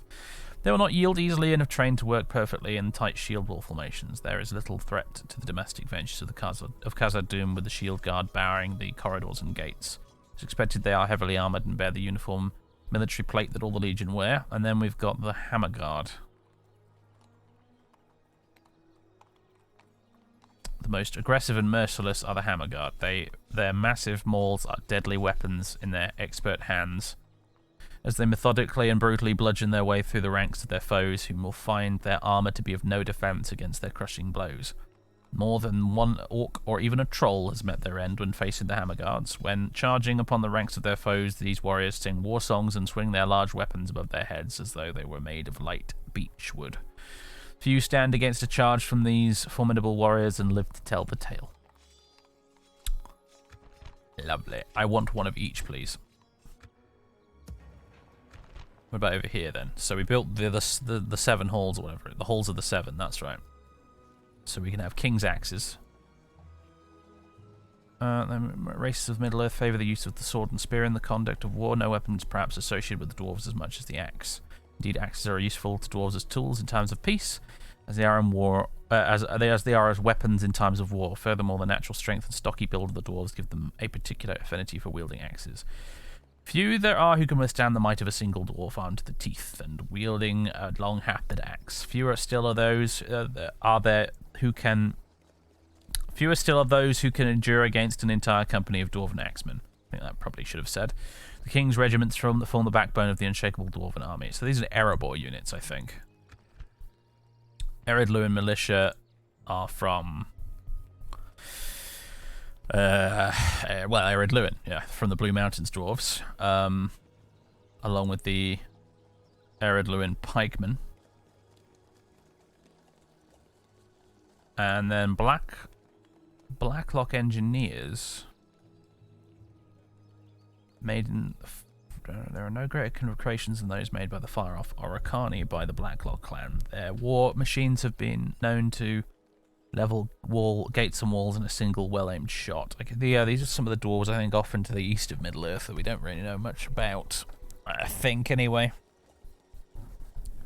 Either that or they're the dwarves that live in the White Mountains, but I'm not sure they are.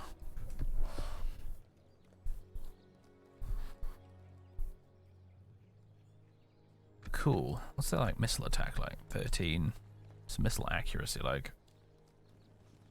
Apparently they can deploy sharpened stakes as well. That's neat. Accuracy high. Ooh. Alright, I want some of them. I guess I'll have some King's Axes. Some Erebor infantry. I guess we'll try out Ered Luin pikemen. It's either them or the militia. I mean, I'll end up probably getting both, but... Now what do we want to build next? Barracks. And in this, and on this side, we'll build, well, could build the next level of barracks. It's 9 friggin' turns, though, until I get a better construction upgrade thing. First Legion. Oh, look at that. That's pretty cool. Sons of the Fallen. Oh yeah, we're getting to the really good units now.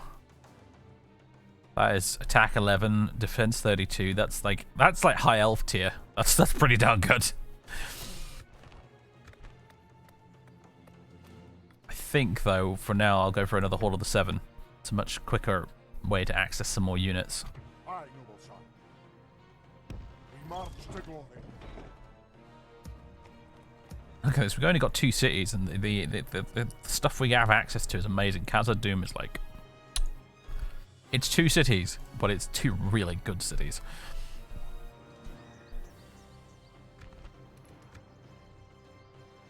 Alright, have we moved our diplomats yet this turn? Awaiting your command. Not quite yet. Aye, sire. Aye, McKay. Of course, sire. Okie dokie. Leaving the army. Leaving the army? What? Did someone just die of old age? Did Balin just die of old age? Or did someone get recruited and there wasn't... Either someone got recruited and there wasn't enough room. That's what happened.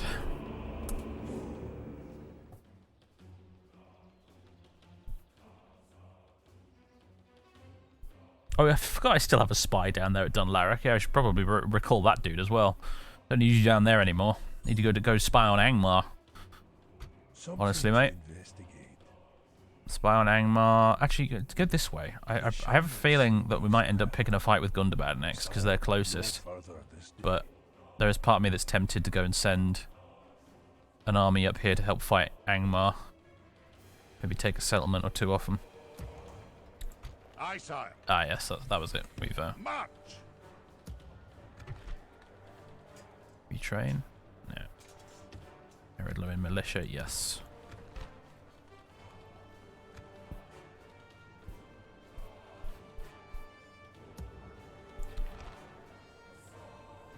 I'm wondering if and when Balin's going to die of old age, actually. You know what, I'm just going to... You guys served us well, but you're taking up slots in the city garrison, and it's kind of annoying.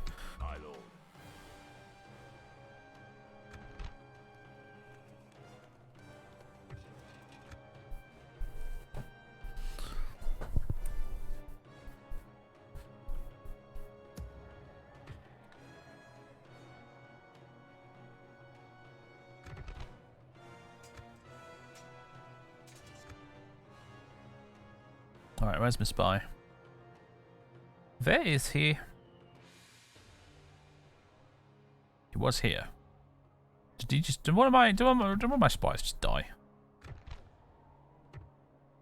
At your service. Oh no, there he is. There he is. Continuing tomorrow. I already moved him. I am a moron. Sire. Okay, whatever. Continuing tomorrow. I'm feeling very scatterbrained tonight, apparently. Aye, sire. I'm a warrior, not a diplomat. Yes, sire.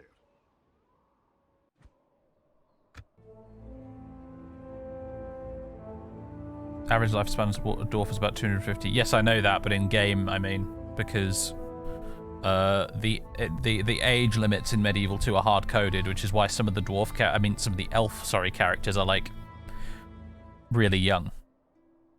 That's why Gandalf's age is listed as 24. The game is like 4 turns per year, but they have to reduce the age of some of the characters so they don't die of old age within the course of a campaign. So I don't know what the upper limit of age is in this, and I don't know if Balin is eventually at some point going to die of old age.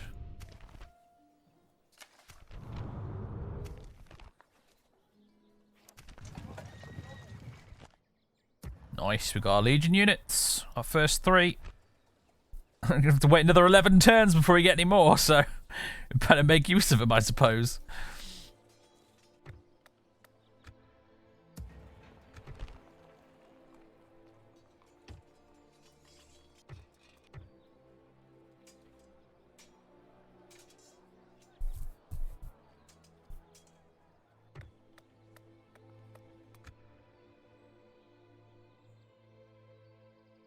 At your service.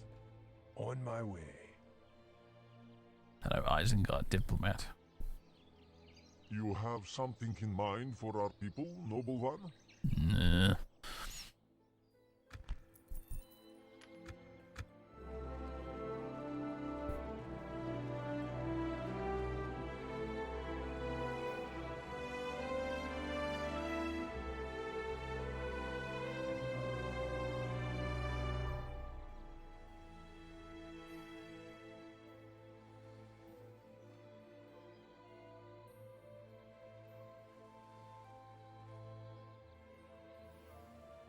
Why remaster over a new game? Are you referring to my other thing about medieval?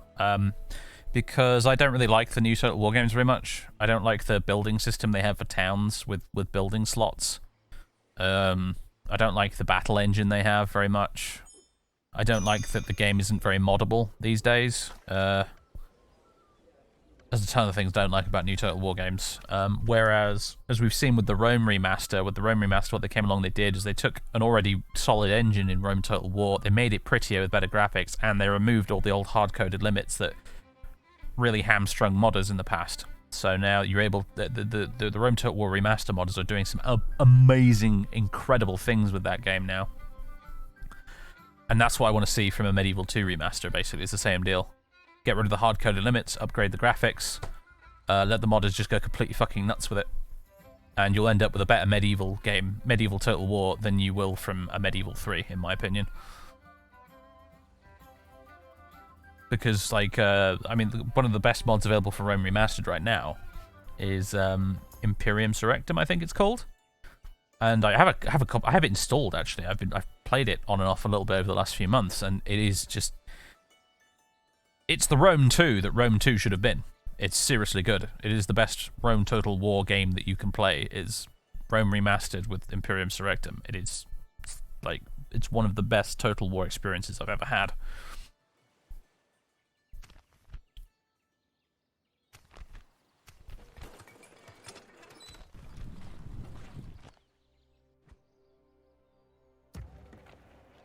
Alright, all of the 7 set up, so more Blacklock Engineers, King's Axes, Arid Lone Pikemen, Erebro Infantry, all that stuff. Just queue all of that up. Now what do I want to build? Next level of army barracks, maybe?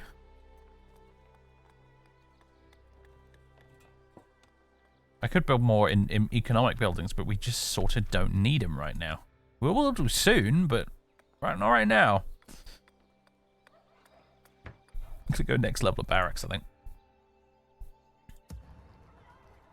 Something to investigate. Right, you They shall not see. need to go spying around here, see what's going on. Continuing tomorrow, sire.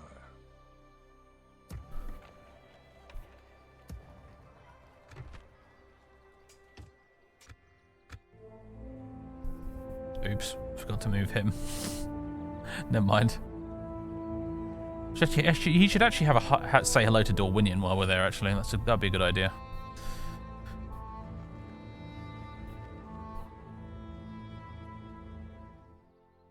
Some artillery would be nice.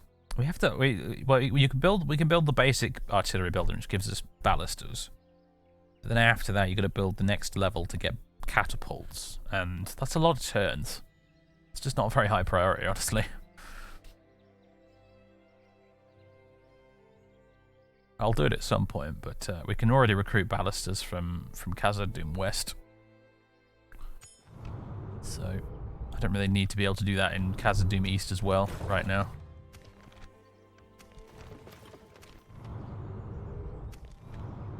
Dol Guldur besieged. That's great news. Is that Lothlorien kicking their asses? I sure hope so. Aye, my lord. Aye, sire. Hello, Dorwinion. Have a proposition. Would you like for trade us? rights and map info? No, maybe not. My map information apparently sucks. You hold us at ransom, and you know Barely this. accepted. Wow, really, dude? Good day to you. Mission success. There we go. 1 unit of dwarven labourers, really? Disband. Join the population. Can I be of service? It's the council's idea of a practical joke, I think. Of course, sire. I must stop here, sire.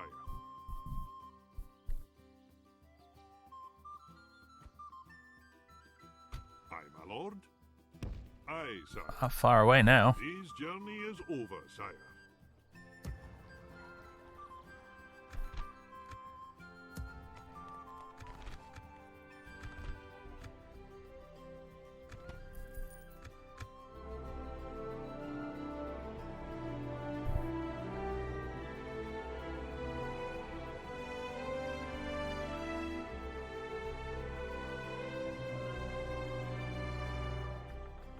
33 hours of replenishment time.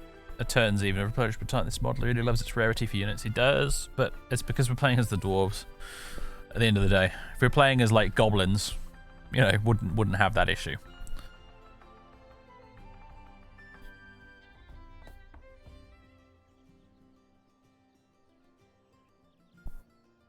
If we wanted to play as, for example, Moria goblins or just Mordor, frankly, wouldn't have the issue.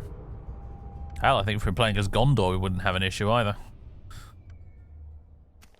It's because we're playing as dwarves. The elves are even worse. You think these guys have it bad? You should see the elves, man. You have to run a campaign when you're playing as the high elves with like virtually no units. It's very hard work. You're always outnumbered 3-1 in every single battle you do.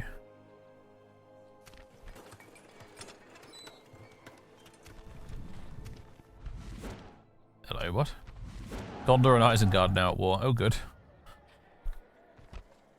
Duildin. Hello, Duildin. Welcome.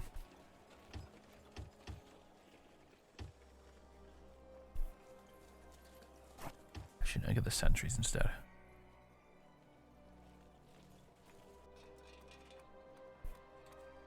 What do we want to build next? Catapult maker, maybe? Or army barracks? Catapult maker? Army barracks. Army barracks. We're getting ready to go on an expedition, boys and girls. I don't know where the One Ring is at the moment. It's obviously not in Dol Guldur still. Or it might be. But, let's see what's going on over there, actually. Well, whoever was besieging Dol Guldur clearly wasn't for very long. Because they're not anymore. I'm guessing it was Lorien, right?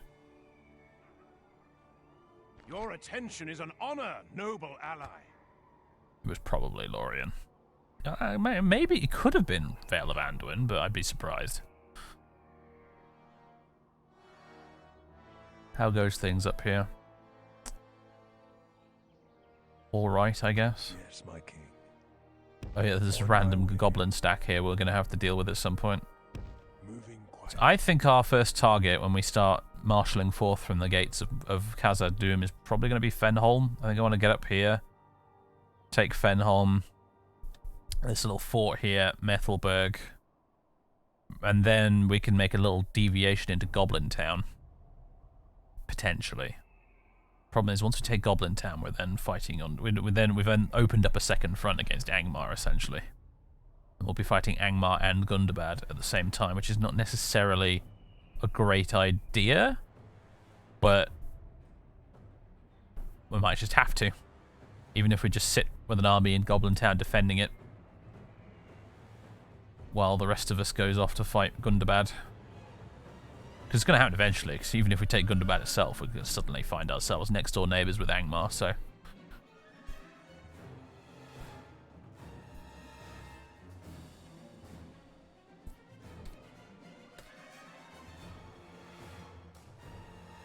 It's a problem we'll have to deal with at some point. At your service. What's in this Gobbo army anyway? Oh, it's just crappy Gobbos. Right, they're not a problem. They will not be an issue to deal with. In fact, let's start marshalling these guys together a little bit. Let's see. We got. Aye, Lord. Let's take the really. Let's take the good units. Aye. Aye, Lord. Aye, my liege. Honor, my lord. My king. Take some archers with you. Aye. Forward. Aye. Joining our forces. Aye. Aye. Aye, Lord. Merging armies, sire. And then My king. you take more of the Lord. Foreign Legion, if you My want to call king. it that. And maybe the Ballista as well. Lord. My king. Do you want to take the Reclaimers, or should we leave the Reclaimers here? Tell you what, we'll take Farron with us. Aye, my liege. There we go. There's a full stack. That'll do for now. Honestly, that's a pretty good army. Let's head out with this right now, and we can recruit the beginnings of a second one over the upcoming turns.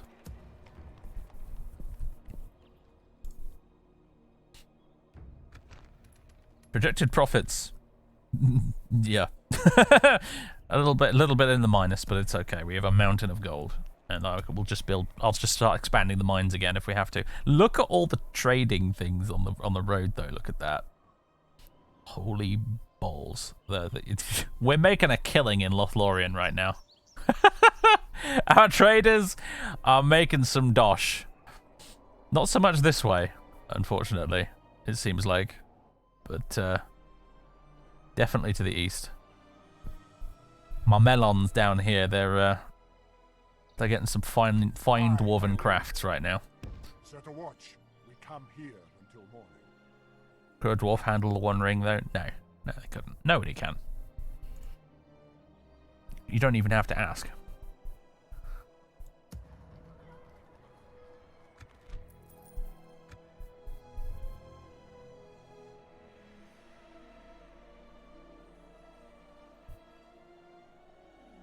Human collaborators. You mean the Dunlending pikemen? We've still got them. We've still got those guys. I gave, if you're talking about the Byring, the town down here, I gave that back to the Dunlending, so it's the only way I could get peace with them. Because frankly, I don't care about Dunland. They can go fuck themselves. They can go have a fight with Enedwaith and the Dunedain and Breland if they want. I'm not interested. We've got Orcs of Gundabad to fight. I don't know why I thought going south, expanding southwards was a good idea, but it wasn't. It was a stupid idea. Should have gone north to begin with.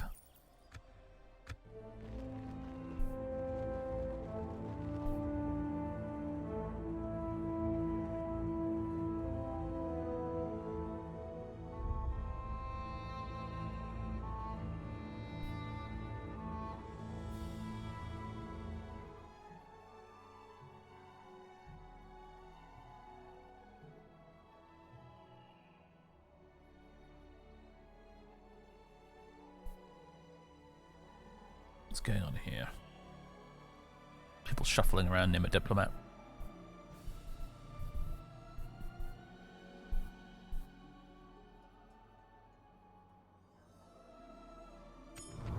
Kaer Andros has fallen. Oh dear.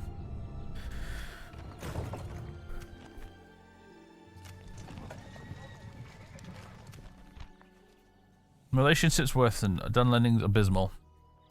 Dunlendings is the only one I care about being abysmal right now, honestly. But pretty much just ensures that I'm always going to have to keep a garrison in Khazad-dûm West, I think.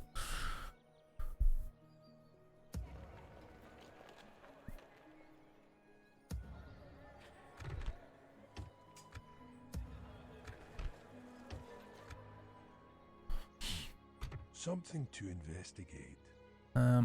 I'll have you just hang out here, though, for the moment, Mr. Spy. Keep an eye on them gobbos. My king. Marching now.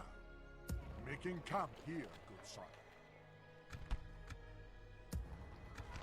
Yeah, I'm still waiting for those next unit of Legion guys to be recruited. Then we'll start shuffling the armies around there.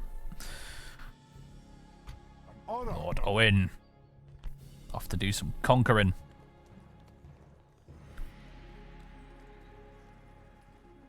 Okay, I cannot express how much it bothers me that there is the picture for royal armor is Dwemer armor from Skyrim.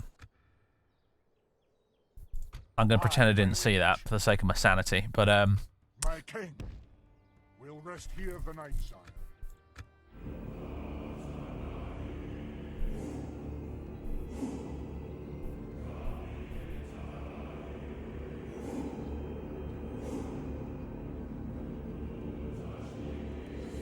finest cave elf smith work. Don't you start.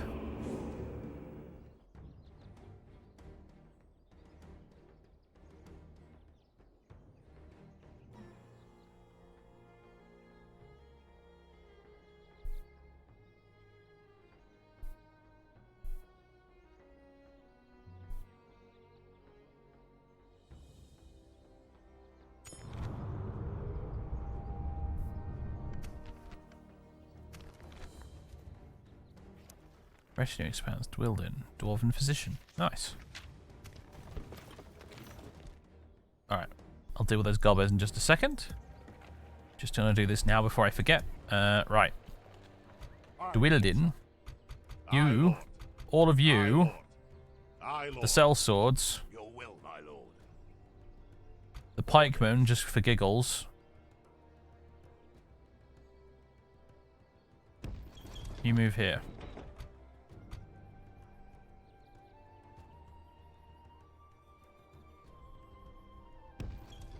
Aye, my liege. Still could do with more than that, really.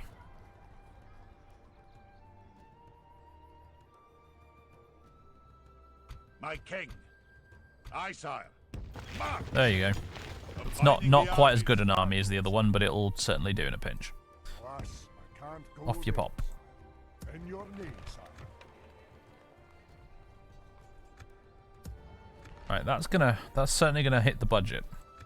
How many archers do you have? You've just got the one unit, but you've also got the Blacklock engineers, so that's alright. Yeah, that's a very infantry army there. Just a swarm of angry dwarves with axes, which works, I guess.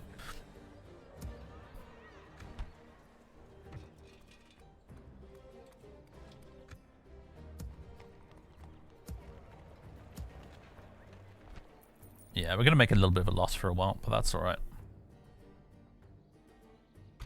We don't mind. Dwildin. 1-star general.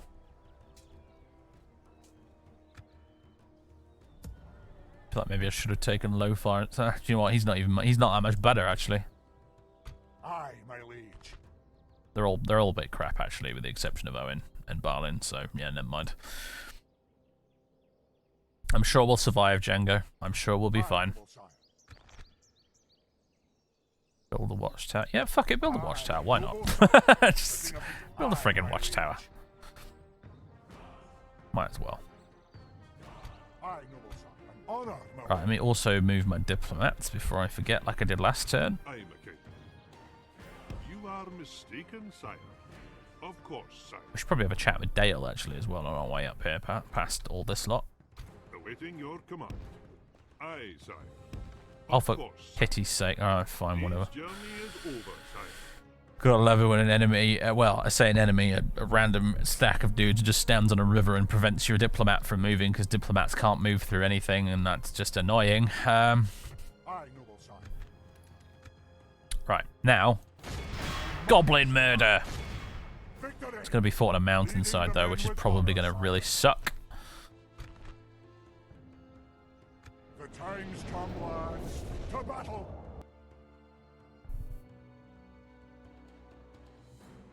Ah, that is some dwarves having a bad day.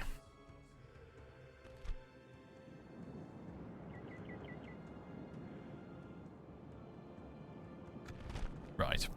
So I think we can guarantee, because the AI is the AI, that all of the goblins will, if they haven't deployed up here, they will immediately run over to this corner of the map here.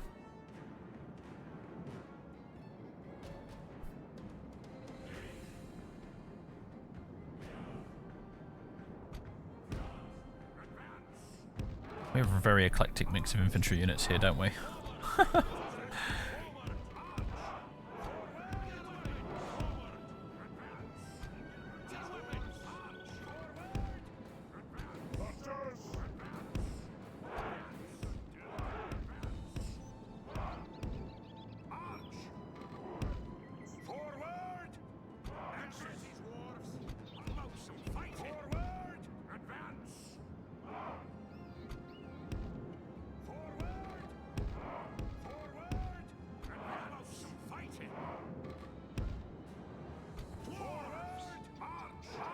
Put Owen up at the front there with his Zenith Guard. I'll put him at the back. Forget his name, begins with an F. Dwarven Travellers here. Eredluin Pikemen. You can cozy up next to Owen.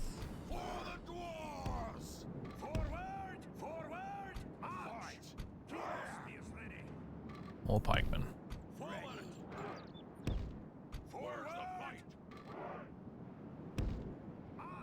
guys can guard the flanks.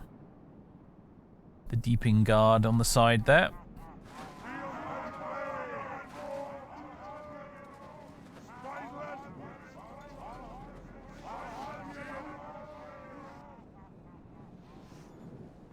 Nice.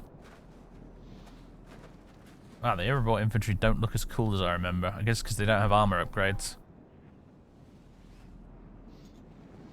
King's axes. Nice. They do look cool.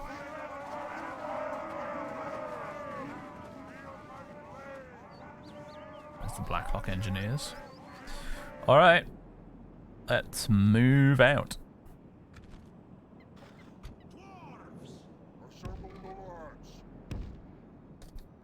You in ballister range yet? Oh, you're not. That's tragic.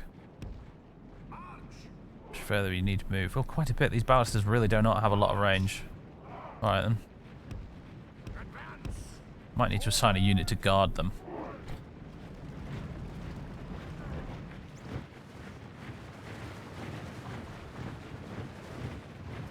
The trick here really is not winning. We will win. The trick here is mostly how do I win while losing as few dwarves as possible.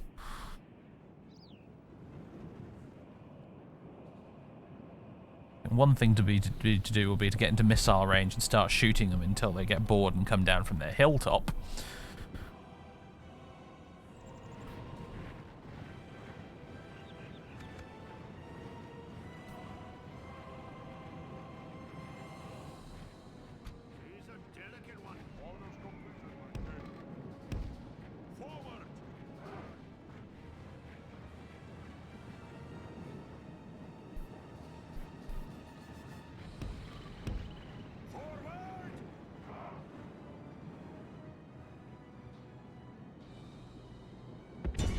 Just move forward until you're in range.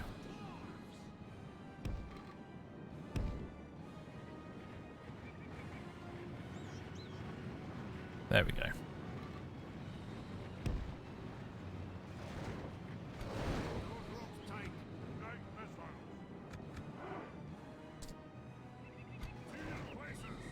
Let's see if this provokes a reaction.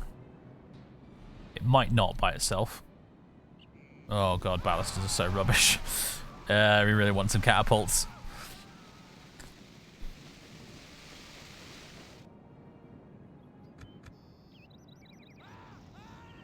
Remarkable accuracy though, on that one spot.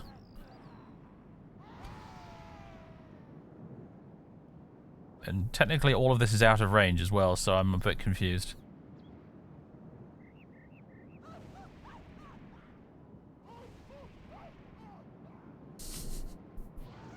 Alright then.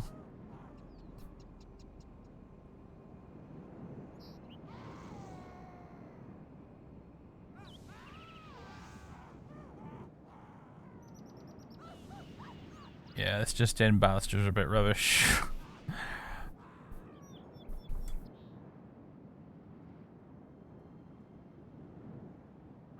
Hey, finally killed enough of them for them to actually start moving. Excellent.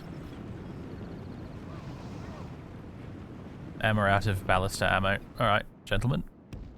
Run away to the back.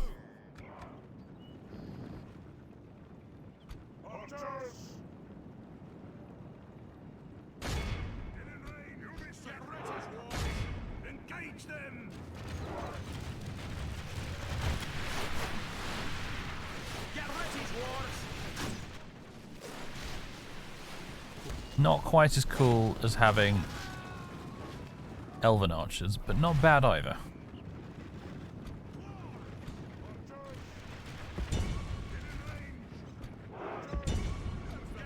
Whoa, whoa, whoa, whoa, whoa. Don't. Shoot them instead.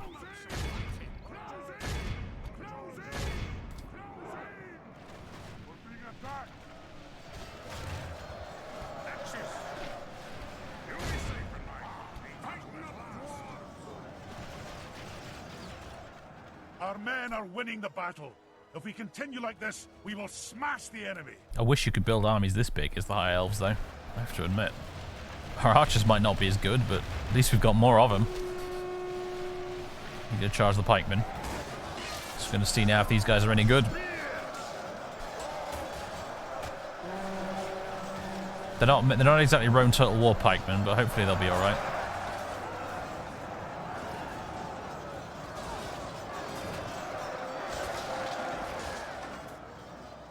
Where's the fight? We've got to move.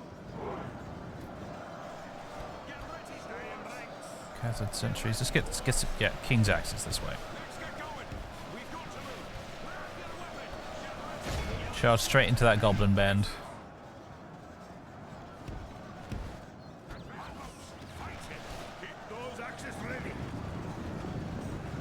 I did say charge, not just jog at them, but alright, fine.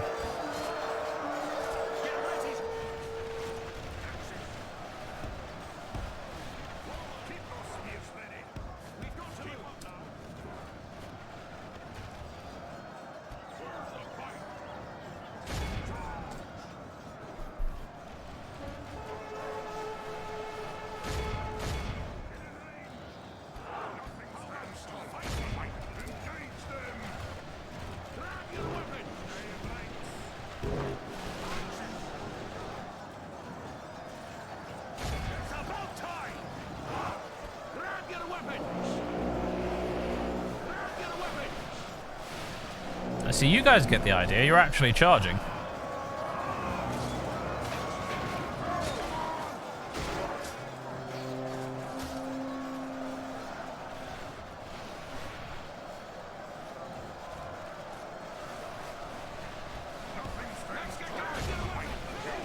Time for Owen to get stuck in, I think.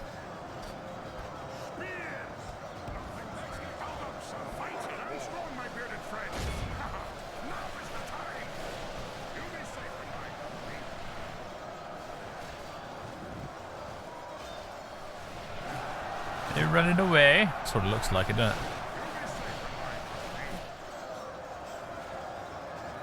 Right, charge them instead then. Only half the enemy force remains. Deep in guard. Kicking some ass down here. Doing some good old-fashioned goblin murder.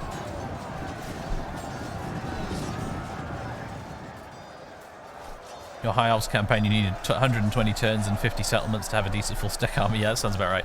I'm on like turn 90 or something of my High Elves campaign at the minute, and I still don't have a full stack army. What say you? But at the end of the day, I don't need a full stack army. I have a Glorfindel instead.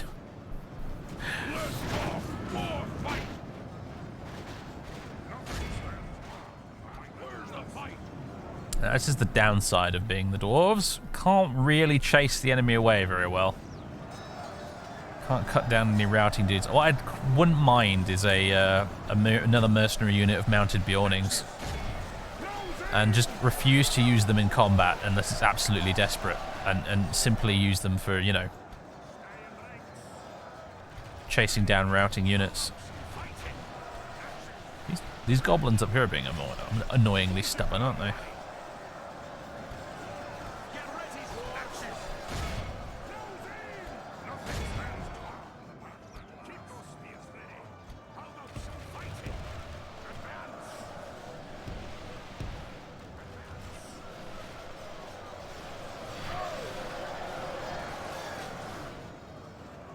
Ah, now they're finally running for it.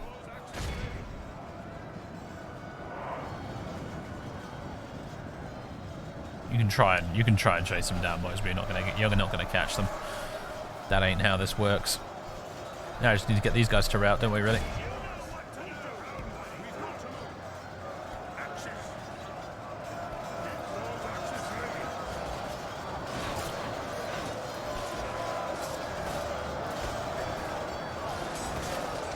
Shaken.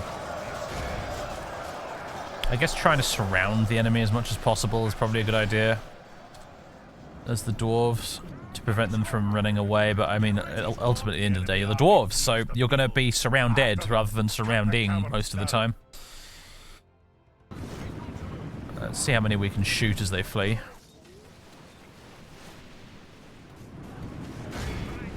Oh, here we go. Gonna kill a bunch of these guys here at least.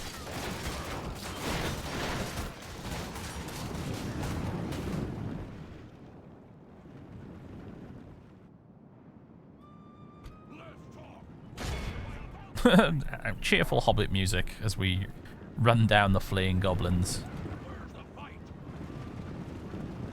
Did we lose any Deeping Guard in that battle? I think like maybe two or three of them.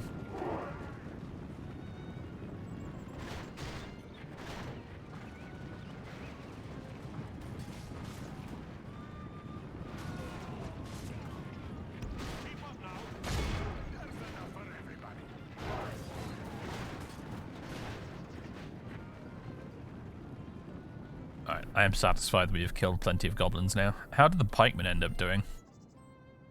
Keep those spears ready. Keep I those think they did spears quite ready. well. I mean, they were against some of the lowest tier infantry in the game, so this isn't really saying much, but hey. This is a clear victory. There we go, lost 125 men.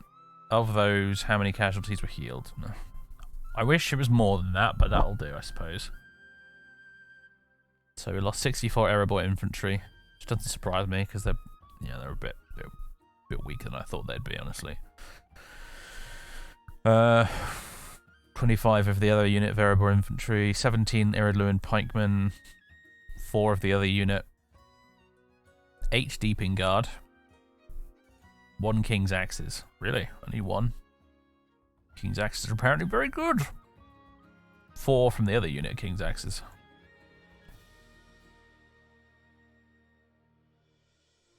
Very good. And I think Owen's unit of Zenith Guard lost 5 guys, but that's alright. We get to replenish them for free.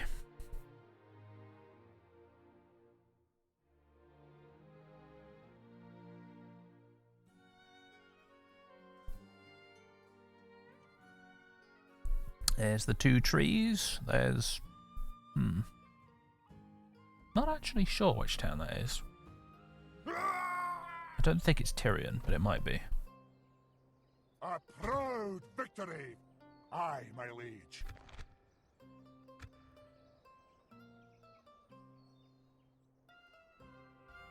Alright, excellent. Yes, my king. Next stop, Fenholm. Get there. Hello, Gundabad guys. How you doing? Is that what you want? Snow Orc Spears. These guys are going to be a step up from the goblins we've been fighting so far. Most of these units are still pretty poor.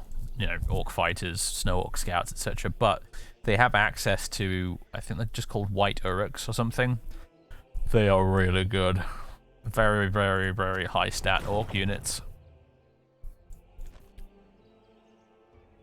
Aye, noble son.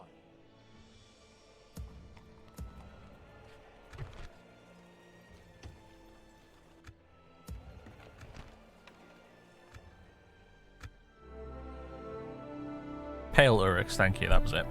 And yes, they are very nasty.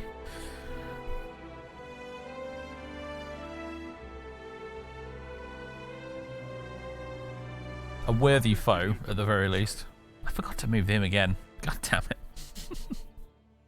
Oh wait, no, I did move that one. He just had to go the long way around.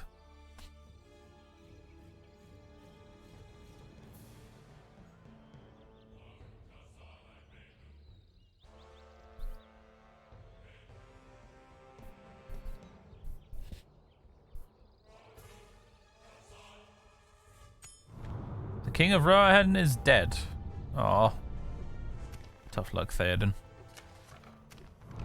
And Ladris besieged again. All thank flourishes. Well, that's not good news, is it?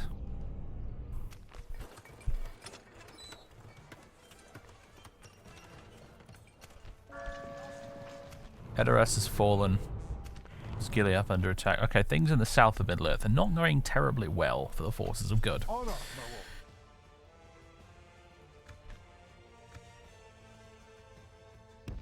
In your name, sire, we march to glory. Aye, noble sire. Marching now. Right. We need to build some economy buildings, I think. For some reason, we still don't have a market, so let's do that.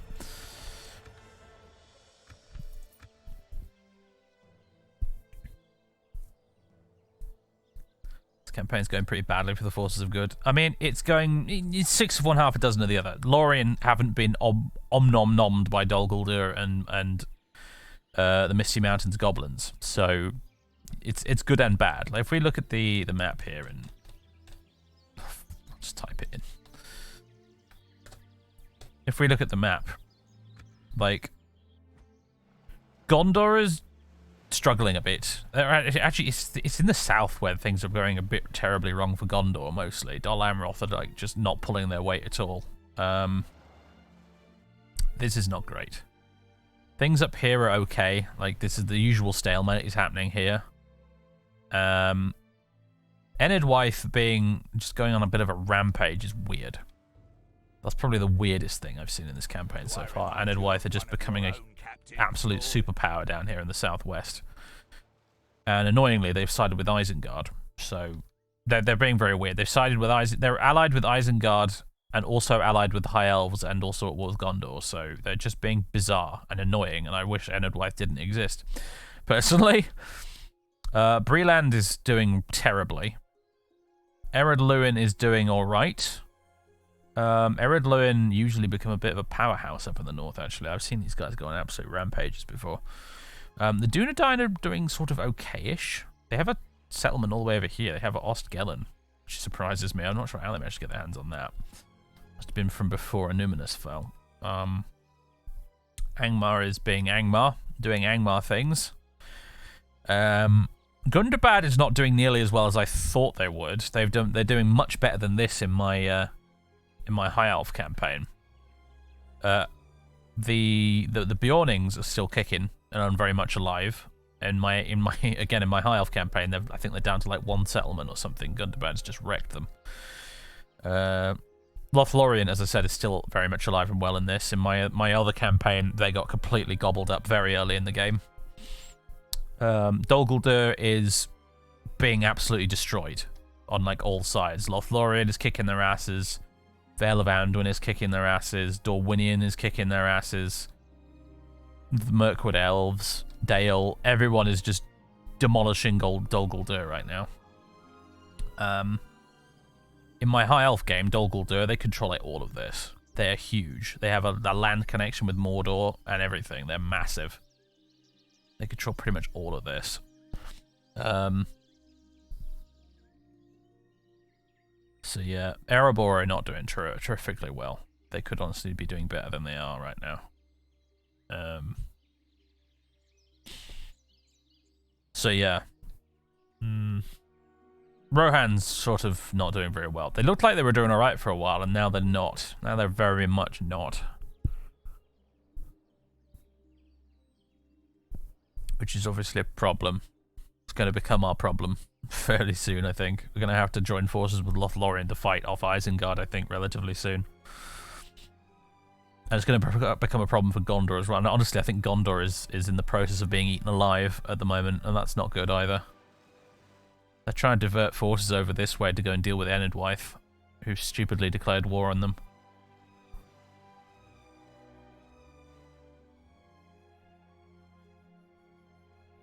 So yeah, and the Dunlendings are doing weirdly well as well. Actually, they're sort of expanded very far to the west. I mean, they're next to the Shire. They're within a stone's throw of Hobbiton, for fuck's sake. In fact, the Shire has been sandwiched by the Dunlendings in the south and Angmar in the north. So that Shire is going to get a scour in pretty soon. Oh yeah, and we have this whole stupid business with Ered Luin being at war with the High Elves as well. Ered Luin are another faction that are refusing to pick a proper side. They're at war with the High Elves and Angmar.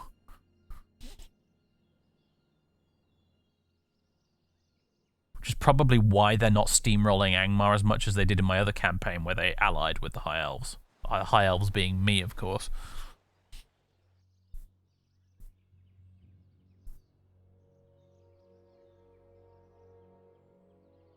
And then you've got the High Elves in the middle here, who are being repeatedly besieged by Angmar. That sounds pretty familiar, if I'm honest with you.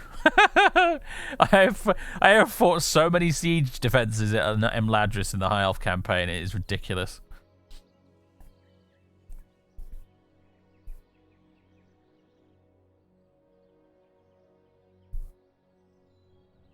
Hopefully the High Elves don't lose Mithlond, because if they lose Mithlond, then they're in trouble. Because Mithlond is their capital, and it's like their best city. They've already managed to lose Forlond, which sucks. Lost it to the goddamn Ered Luin idiots.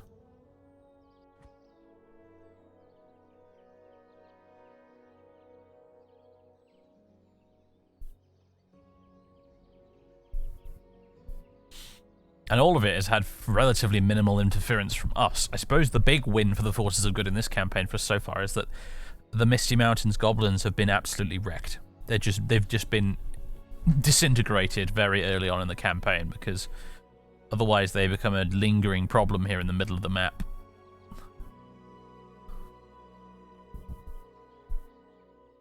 So it's good that they're dead, basically. Aye, my liege.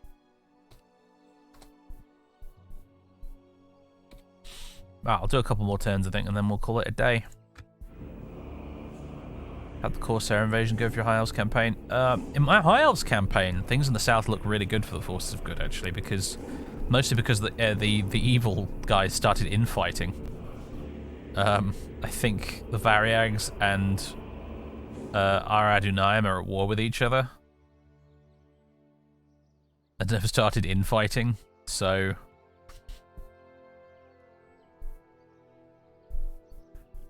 And Dol Amroth is just sort of, you know, wrecking anything that happens to march in their general direction. So, yeah, it's going much better in the south in my High Elf campaign.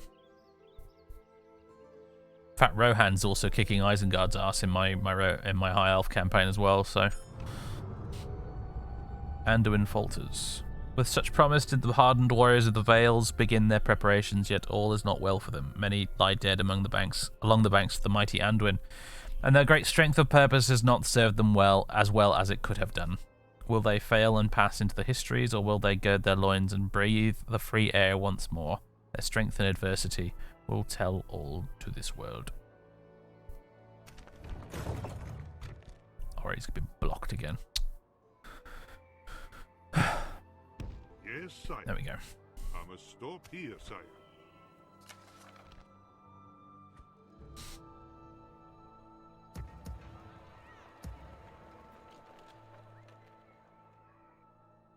An honor, my lord. In your name, sire. Aye, my liege.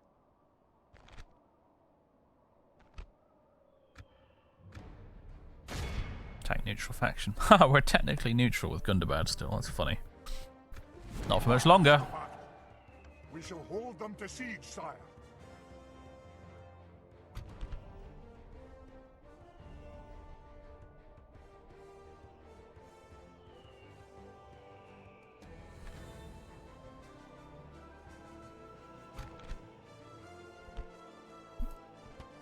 Snow spears. They got anything particularly good?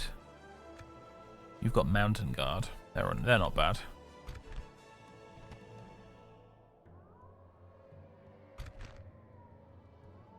Attack!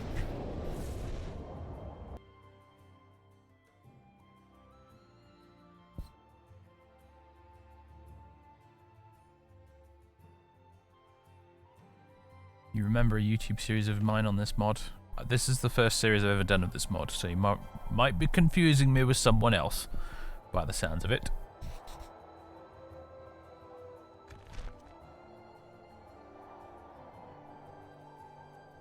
Cool settlement map.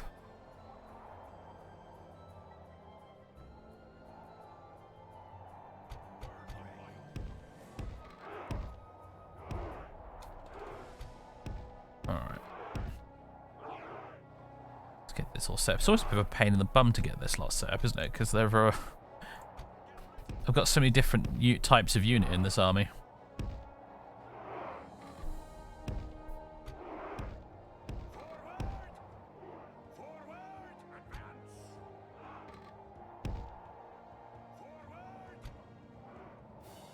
So we can get anything done with the ballastas. Pop them right at the front. Where are the Blacklock engineers? There they are.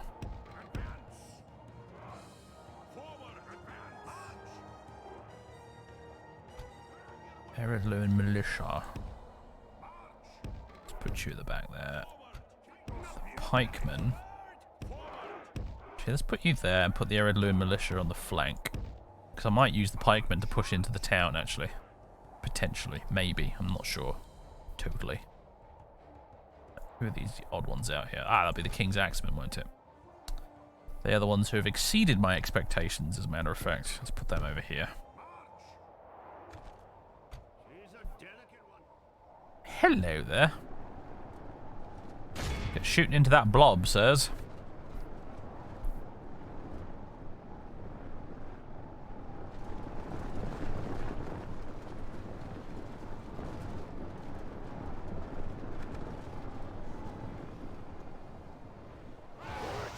Heh.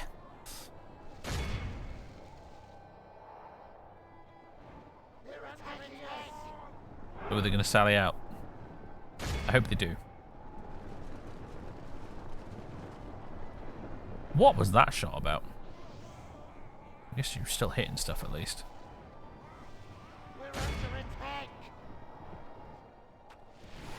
Alright, interesting. I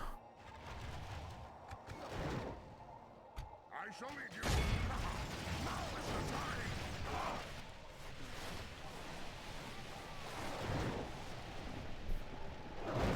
Less talk, more fight. You'll be safe tonight. Now is the time. Keep those spears ready. Hold your ground, laddie. Forward. Stand strong, my bearded friend. How about some fighting? Forward.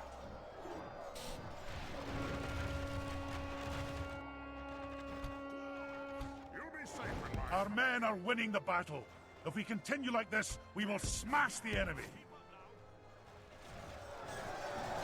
Tighten up, dwarves! What are you guys doing? Shuffling around like this. Oh, whatever. Get stuck in, Owen. Have fun. Keep those ropes tight. Here's a delicate one.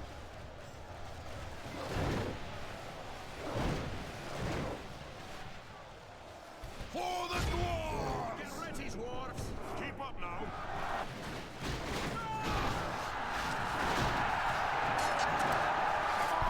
Oh, is this the mountain guardian? It is. Nice.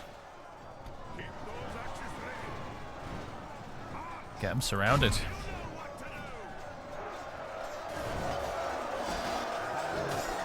do. We brought the right unit for this job. Oh, boy. Yes. Eat that armor piercing.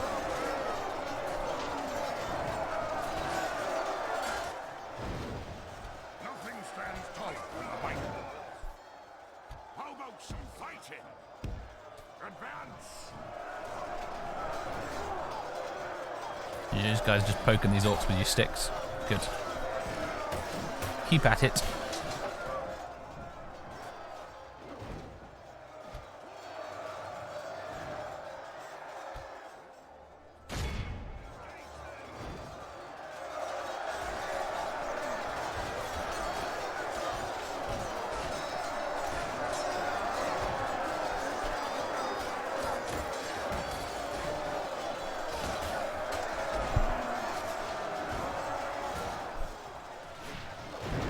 Which Total War game had the best unit AI? The enemy general lies dead. Um, The crows have his miserable bones. tricky question, and let actually. our swords have his Medieval head. 2 is definitely one of the better ones. I've heard Attila is pretty good in terms of unit army AI. I think Attila's quite good. Shogun 2's AI was okay. Keep those spears ready. You'll be safe.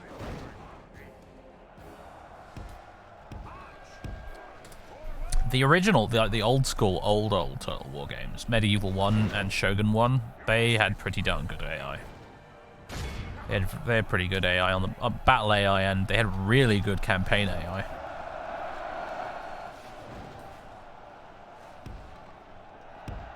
Let's get going.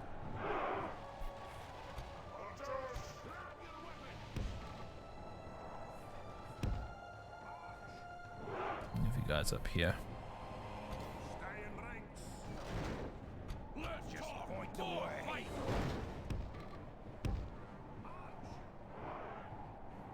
Axes. Get ready, dwarves. Oh, I just noticed these guys around here. Get ready, I like they were trying to be sneaky, and it's just not really working out for them.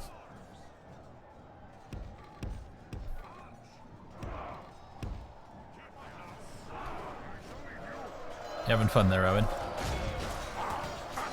Seems to have sort of moved a little bit ahead of everyone else, but that's okay. For the dwarves! Our men are winning the battle. If we continue like this, we will smash the enemy.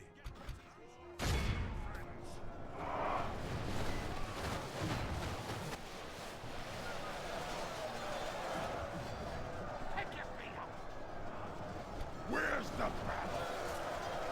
Charge! I'll send some units around the side, I suppose. Keep those spears ready. Get ready, dwarves. Stay in ranks.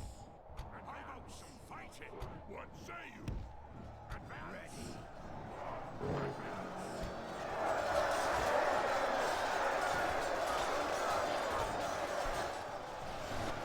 You'll be safe in my battle at last. Enemy general fallen. Gazlag, conqueror of Dian's halls. Well, I'm glad we killed him then. Conqueror of Dian's halls, indeed.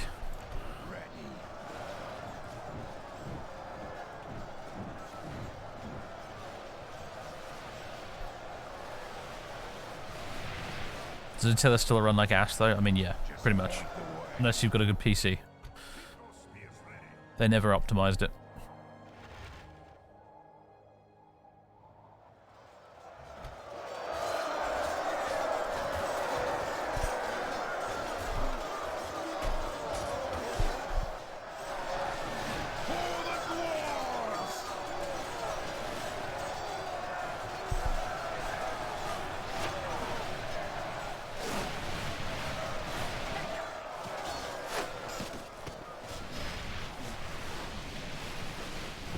Shoot those guys. Their missile troops are probably doing the most damage to us right now. And it's quite irritating. Keep those spears ready. It's about time. Where's the fight? Let's get going. How about some fighting? Grab your weapons. Let's get going. To your places. Grab your weapons. You'll be safe in my seat. Only half the enemy force remains.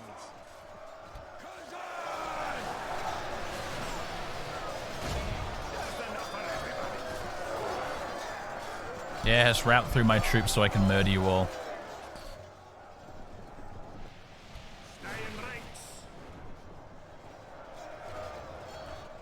What say you? Keep up now. Let's get going. Hold your ground. I need to be careful about running my troops around everywhere. I keep forgetting these are dwarves and not elves, so they're gonna tire out a bit faster.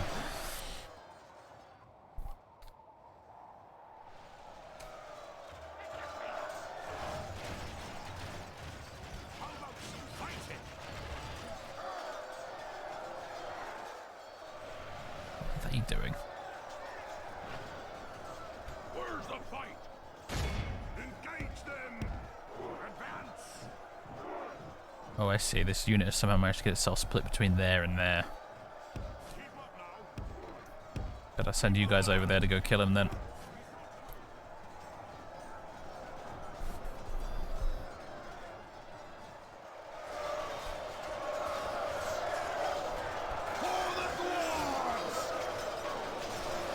I'm a bit dismayed by the number of Hammer Guard that seem to have died, unless they had a much lower starting strength than the other two Legion units. But, never mind. It is a siege battle. We're going to take casualties. Oh, there's some hobbit holes here. Frozen over and abandoned by the looks of things.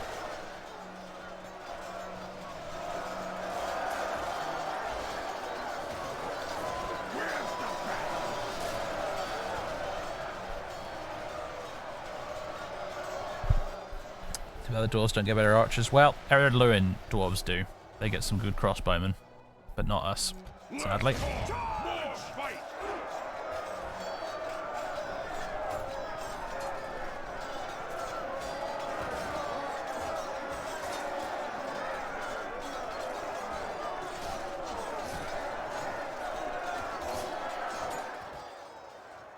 Grab your weapons. March. Advance.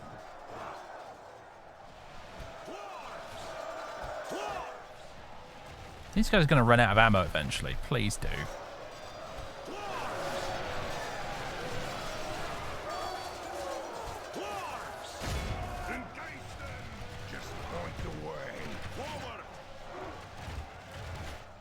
Actually, you know what? I'll send you guys around here. No, no, no. No, no, no. You fucking idiots. Get over there. Come on. This way. What are you doing? Go this way. Get...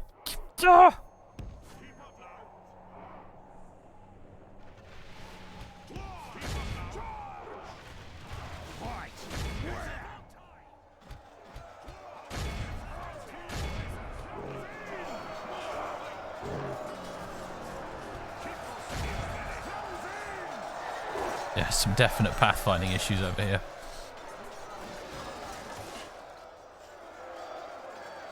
Ready. Let's get going. Let's get going. We've got to move. Ah, my lord. Our men are in control of the city.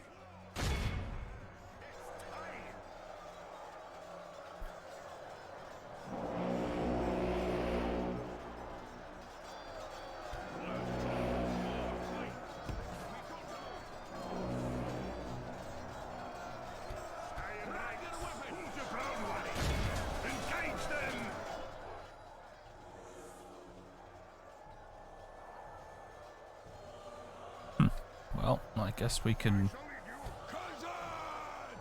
Look how Oh, our we're done. cowardly foe be in awe of the victory 180 we have won soldiers here today. lost. Well, a chunk of them were healed. Especially the Hammer Guard. And the King's Axes. That's good at least.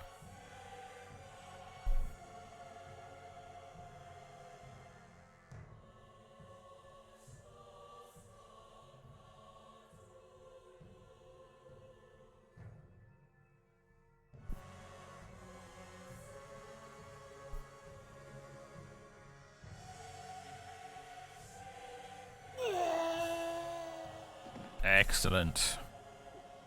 Victory! Our most noble conquest, sire. Alright, well. We can recruit a spy, actually. That's a good idea. And build a brewery. So, pretty much, Farron's going to stay here at Fenholm. It's going to be his new hangout. Something to investigate. My king. Bjorning Riders. Excellent. Just what I wanted. I'm thinking about leaving the ballisters behind, but they're, you know what? They don't do a lot of damage, but they're very good at taunting the enemy. So, I guess we'll keep them with us for now. Honor, my lord. Yes, my king. On my way. They shall not see me, sire. Right, the next place we want to take is over here, I think. Right about there-ish. And then Goblin Town's on the left.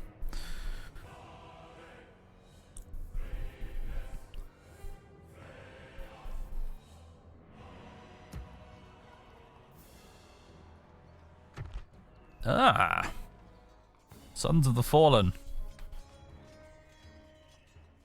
The Misty Mountains hold a great sorrow for the dwarves, for it was in the halls of those high peaks that many of their brothers died in the ferocity of the war of the dwarves and orcs. Indeed, the final battle saw the death of a great number of dwarves, and any descendant of those who fell in that battle holds their head high, being the sire of a burned dwarf. In reference to their honoured dead, dwarves from Eredluin and Erebor, newly settled in the mountains, have formed into ranks of formidable spearmen. Wielding the same armour of old, and wielding mighty spears, they take to the battlefield in sturdy formations under the name Sons of the Fallen. These battle-hardened and hate-filled dwarves wear very heavy armour and cost the lord who controls them a great deal. Yes, 7 upkeep of 620. They fight with a fury rarely seen in Middle-earth and are perhaps the greatest warriors in the history of the dwarves, save for Azargal's warriors, who endured the great dragon Glaurung. Yes. They will see that the deaths of their fathers were not in vain. The orc filth will be destroyed once and for all. They're pretty good. They're definitely pretty good. First Legion.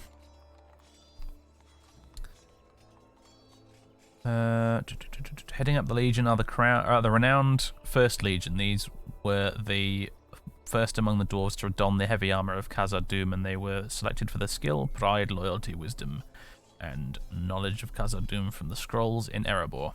Standing almost as perfect warriors, they kill without mercy, and their survival is, when the survival is threatened, they will not slay the innocent. But they will not slay the innocent. Blah, I got there in the end. Aule himself will be proud of these dwarves, and they set the example for the rest of the Legion to follow. On the battlefield they wield the heavy pikes that are so favoured in the narrow but long passages of Khazad-dûm.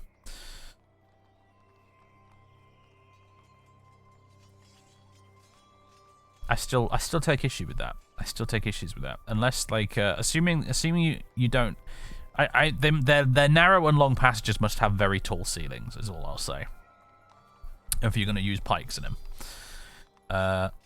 Khazad-dûm Guardians. Khazad-dûm was founded during the early First Age by Durin, the eldest of the seven fathers of the dwarves. As such, it was not only the greatest dwarven realm in Middle-earth, but also the cradle of dwarven history and identity. It is the place where the greatest dwarven heroes fought and also died, as the children of Aule struggled to hold on to their ancient heritage as well as the precious mithril veins found nowhere else in Middle-earth. Sauron's hatred of the dwarves who dwelled in Khazad-dûm and their elven allies caused the Misty Mountains to become infested with orcs, bringing the dwarven stronghold under almost perpetual siege and plunging it into an uncertain fate. The vast underground kingdom's best hope lies in the elite warriors whose veins are said to run with the blood of Durin himself. The guards of Khazad-dûm are outfitted with the finest mithril reinforced arms and armor still available in the ancient armories of their forefathers. Faced with swarms of orcs, trolls, and perhaps even greater horrors that dwell in the deep places of the earth, the guards wear mithril-lined steel masks. Yeah, just like the old dwarves did in the First Age. I like that. Representing their unflinching resolve to safeguard their ancestral dwellings, no matter the cost. The star emblem on their shields represents the crown of stars Durin saw when he looked into the waters of Miramir, which led him to found his kingdom under the Dimril Dale. Khazad-dûm is the key to the survival of the dwarven legacy in Middle-earth, and these staunch defenders are the key to its continued safety. Yes. Attack 12, defense 35. They are pretty darn good. Pretty darn good. Boop, boop, boop. Boop, boop, boop, boop. I want some of all of them, please.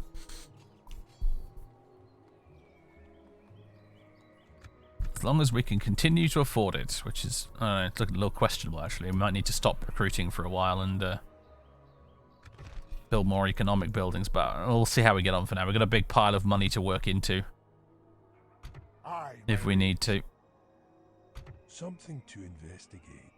Aye, noble sire.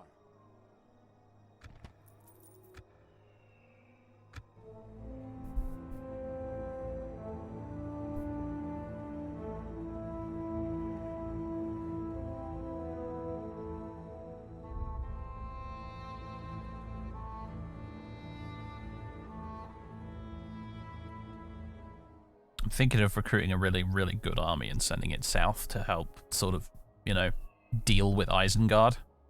Diplomats. Bollocks. You're right, Django. I should have moved him. Never mind.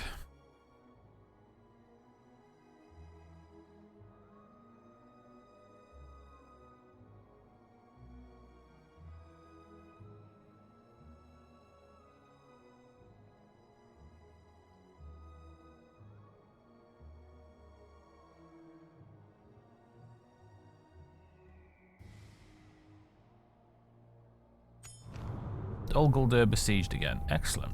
Excellent news. Dora is inconspicuous, apparently. That'll be our new spy. Hostilities cease between Rohan and the Dunlendings. Well, that's nice. Why are we relations good with Angmar? This doesn't make any goddamn sense. What the fuck, game? What's the fuck?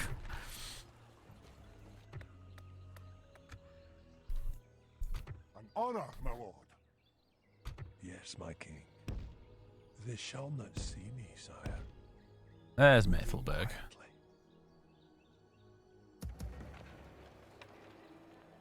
Something to investigate. I should probably send you over here. Moving Check out this side of the river.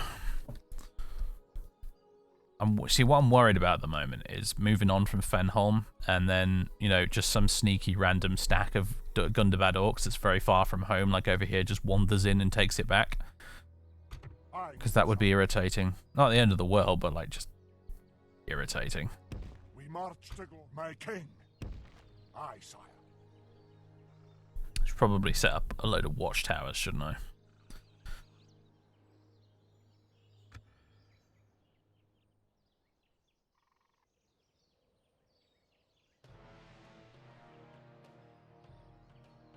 I may even give these back to the Bjornings.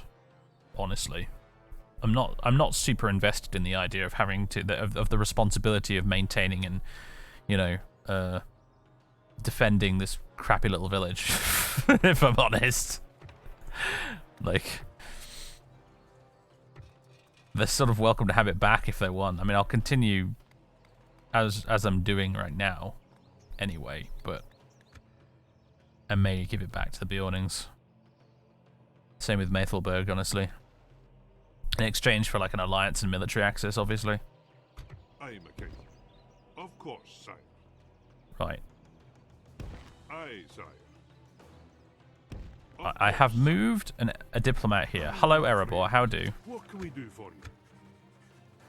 Never going to get any map information from anybody, am I? Well, it's a good thing I have the toggle fog of war cheat. Aye, farewell. My lord. Yes, sire. You're nearly at Thorin's Halls. Good.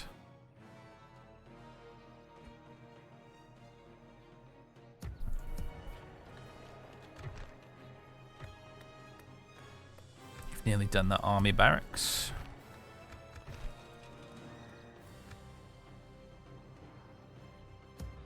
Fenholm's looking a little bit happier. That's good. Look at the amount of unrest, though. If we didn't have Farron here, we wouldn't be able to keep the place. Because we wouldn't have the governor's influence. This is what I mean about unrest being a big deal in this mod. Cultural unrest, specifically.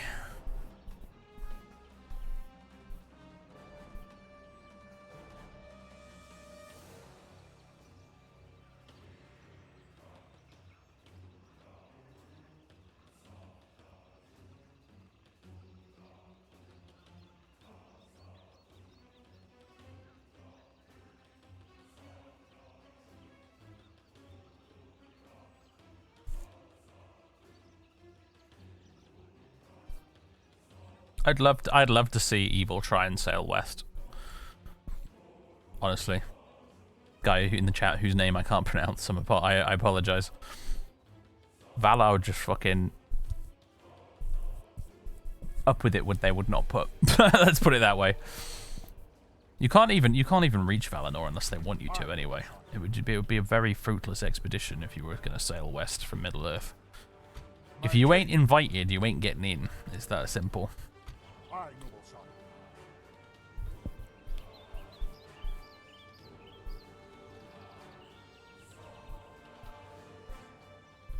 Actually, let's toggle fog of war off here and have a look at the general state of things. Is that Bjorn himself? It is! He's still alive somehow.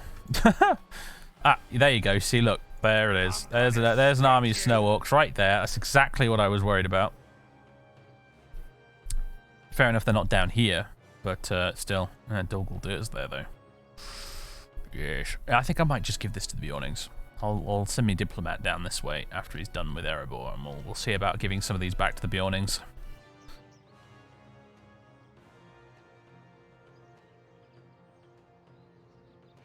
My king. You got any new bits and bobs, Owen, I don't know about? You got the Mithril Ring.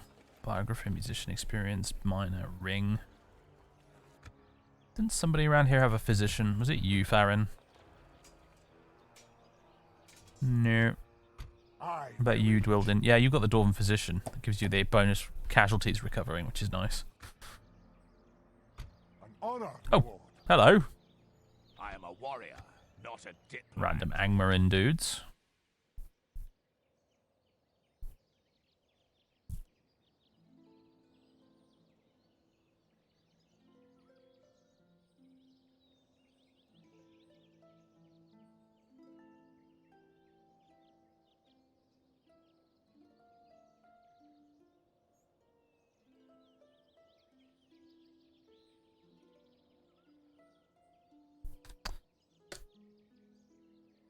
Right.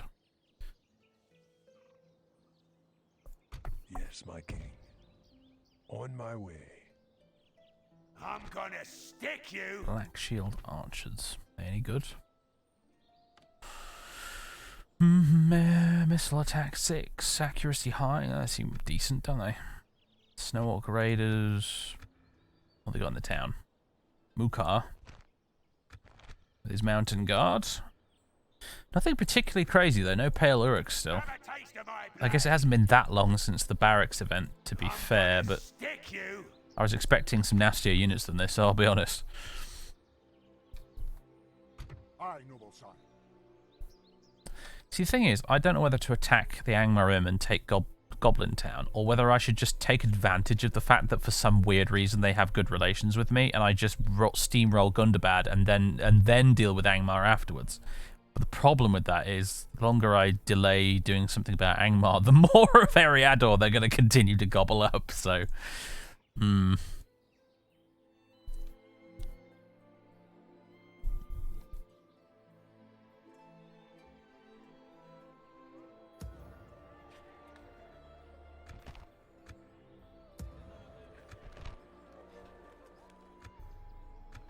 Something to think about for next time, I think, because I'm pretty sure we have to wrap this up now.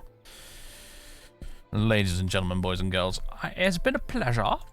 I've been enjoying this. We got off to a bit of a rocky start this week, but thankfully after a reload we were able to salvage the situation. Those cheeky goblins, they nearly had us. They nearly had us. I think abandoning our conquests down here was a good idea. And yeah, we're going to focus on the north for now. Focus on Gundabad, Angmar, and I'll entertain the idea of maybe dealing with Isengard. The thing is, we have a buffer with Isengard. We have Dunland on this side, and we have Lothlorien on this side.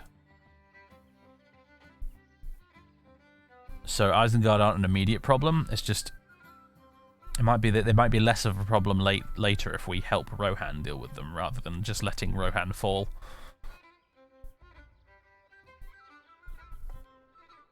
Because like Uruk High spam sounds painful, honestly. It doesn't sound like fun.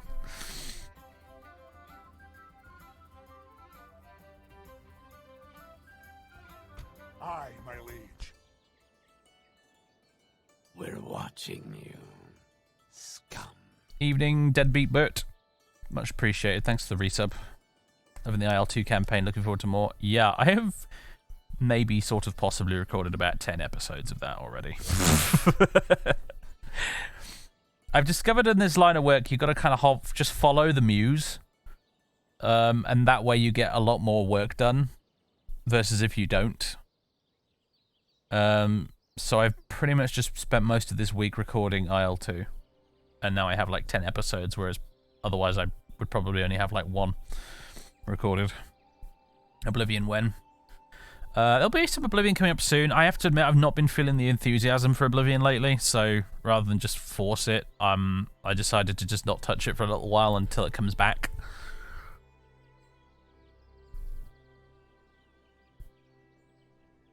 I was getting a little bit fed up of recording it every week when I wanted to be recording other stuff instead, and so I just decided, you know what, I'll just record some other stuff instead. Even though I know Oblivion gets more views, but yeah. Because the way it'll work is I'll get, you know, give it like a week and I'll suddenly be like in an Oblivion mood again, and I'll end up recording like 15 fucking episodes of it, and you'll get loads of Oblivion for a while.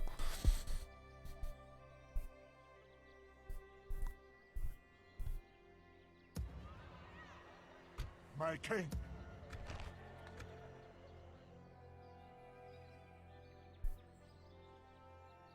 Any plans for more Dominions campaigns in the future? Not right now. There's always like a vague plan for more Dominions campaigns in the future. There's always that's always going to be on the horizon because I'm always going to want to come back to Dominions every now and again, but not immediately. Might be something I decide to do after finishing with this, for example. My king. Don't really know. Because I think Dominions, honestly, I feel like it's better as a stream series than just recording videos. Aye, noble son. But I don't know. Could work as videos as well. I've done both. I've streamed it and I've done videos of it, so it kind of does work for both. Anyway, We're watching you, scum. Epic Nero, thank you very much for 2 months of subbage. Welcome back. Welcome back.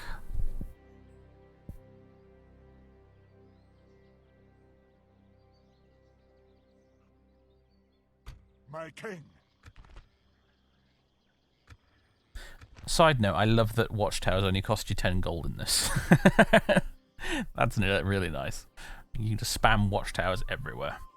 Even though I don't a lot of the time, actually, just because I use the toggle foggle war cheat instead. But it's nice that they're only 10 gold.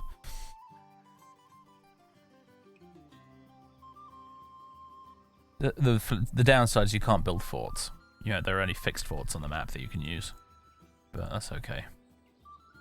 Problem with fixed forts is I find them incredibly... Well, they're just never useful, are they? They're never in very useful spots. Because the best place to build a fort in, like, Rome Total War was always, like, next to a river crossing.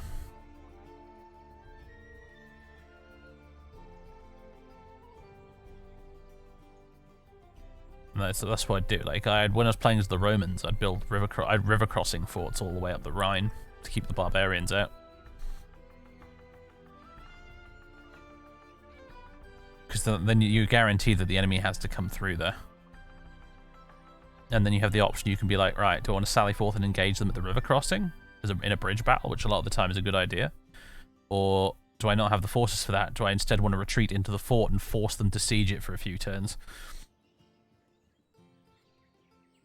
While I marshal some reinforcements from the interior, you know? So the static forts are a nice idea in this, but they never seem to be in useful locations.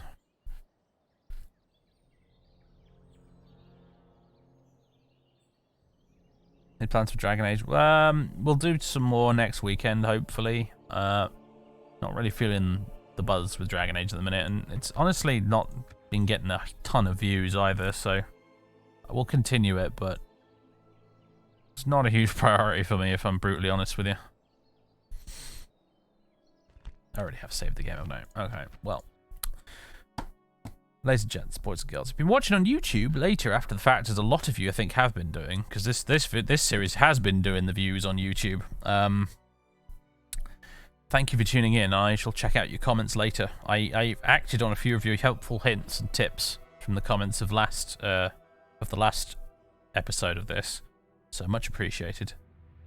And I'll catch all of you next time. Toodaloo.